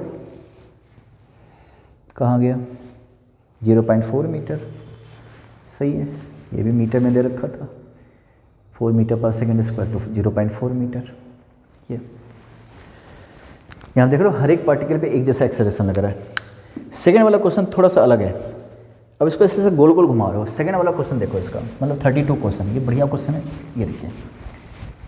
इसमें क्या था, इसमें जब सबको 4 उधर लेके जा रहे थे, पूरे ट्यूब को 4 से उधर खिसका रहे थे, तो हर एक पे 4 एक्सेलरेशन लग रहा था, पर अब यहाँ पे स्थिति कुछ और ही है, 5 रेडियन ओमेगा 5 रेडियन पर सेकेंड से घुमा रहे हो गोल गोल, इसको फिक्स करके ऐसे ऐसे घुमा रहे हो, ठीक है, ये इस तरीके से घुमा रहे हो, ऐसे घुमा रहे हो इसको ओमेगा से, धड़ धड़ धड़ धड़ धड़ धड़ धड़, ठीक है। आप सोचो क्या होगा, यहाँ पे जो लिक्विड होगा उस पर इधर फोर्स लगेगा, यहाँ पे लिक्विड होगा इधर फोर्स लगेगा mv²/r, m ओमेगा²r, v की जगह ओमेगा r रख के देखो तो याद है m ओमेगा²r सेंट्रीफ्यूगल फोर्स लगेगा, पर उससे कुछ लेना देना नहीं है, यहाँ पे कोई फोर्स नहीं लगेगा, कोई यानी यहाँ पे कोई नो सेंट्रीफ्यूगल फोर्स, क्योंकि यही तो एक्सिस है, नो फोर्स, कोई भी सेंट्री फोर्स वहाँ पे लगेगा। पर यहाँ पे कोई फ़ायदा नहीं हुआ, इसकी वजह से कुछ होना जाना है नहीं, इसकी वजह से कुछ, यहाँ पे सोचो क्या होगा यहाँ पे, है ना। ये रहा एक्सिस ऑफ रोटेशन, ये रहा एक्सिस ऑफ रोटेशन, ये रहा एक्सिस ऑफ रोटेशन। आप समझो थोड़ा, ये रहा तुम्हारा एक्सिस ऑफ रोटेशन। जो पानी का मॉलिक्यूल यहाँ पे है उस पे लगेगा क्या, एम ओमेगा स्क्वायर आर, इसके लिए रेडियस ये वाला हो जाएगा। जो यहाँ पे है उसके लिए रेडियस ये वाला हो जाएगा, जो यहाँ पे है उसके लिए रेडियस ये वाला हो जाएगा। आपको क्या लग रहा है, आपको क्या लग रहा है? इसके पहले वाले क्वेश्चन में एक्सेलरेशन एक जैसा था, कांस्टेंट था। यहाँ पे क्या हो रहा है, जो सेंट्रीफ्यूगल फोर्स है ना वेरी कर रहा है डिस्टेंस के साथ। तो सेंट्रीफ्यूगल फोर्स, इस हिस्से के पानी का सेंट्रीफ्यूगल फोर्स कैसे लगाओगे, इंटीग्रेशन। और कोई उपाय हो तो बताओ मुझे। हाँ ठीक है, और कोई उपाय है क्या? नहीं, इंटीग्रेशन लगाना पड़ेगा।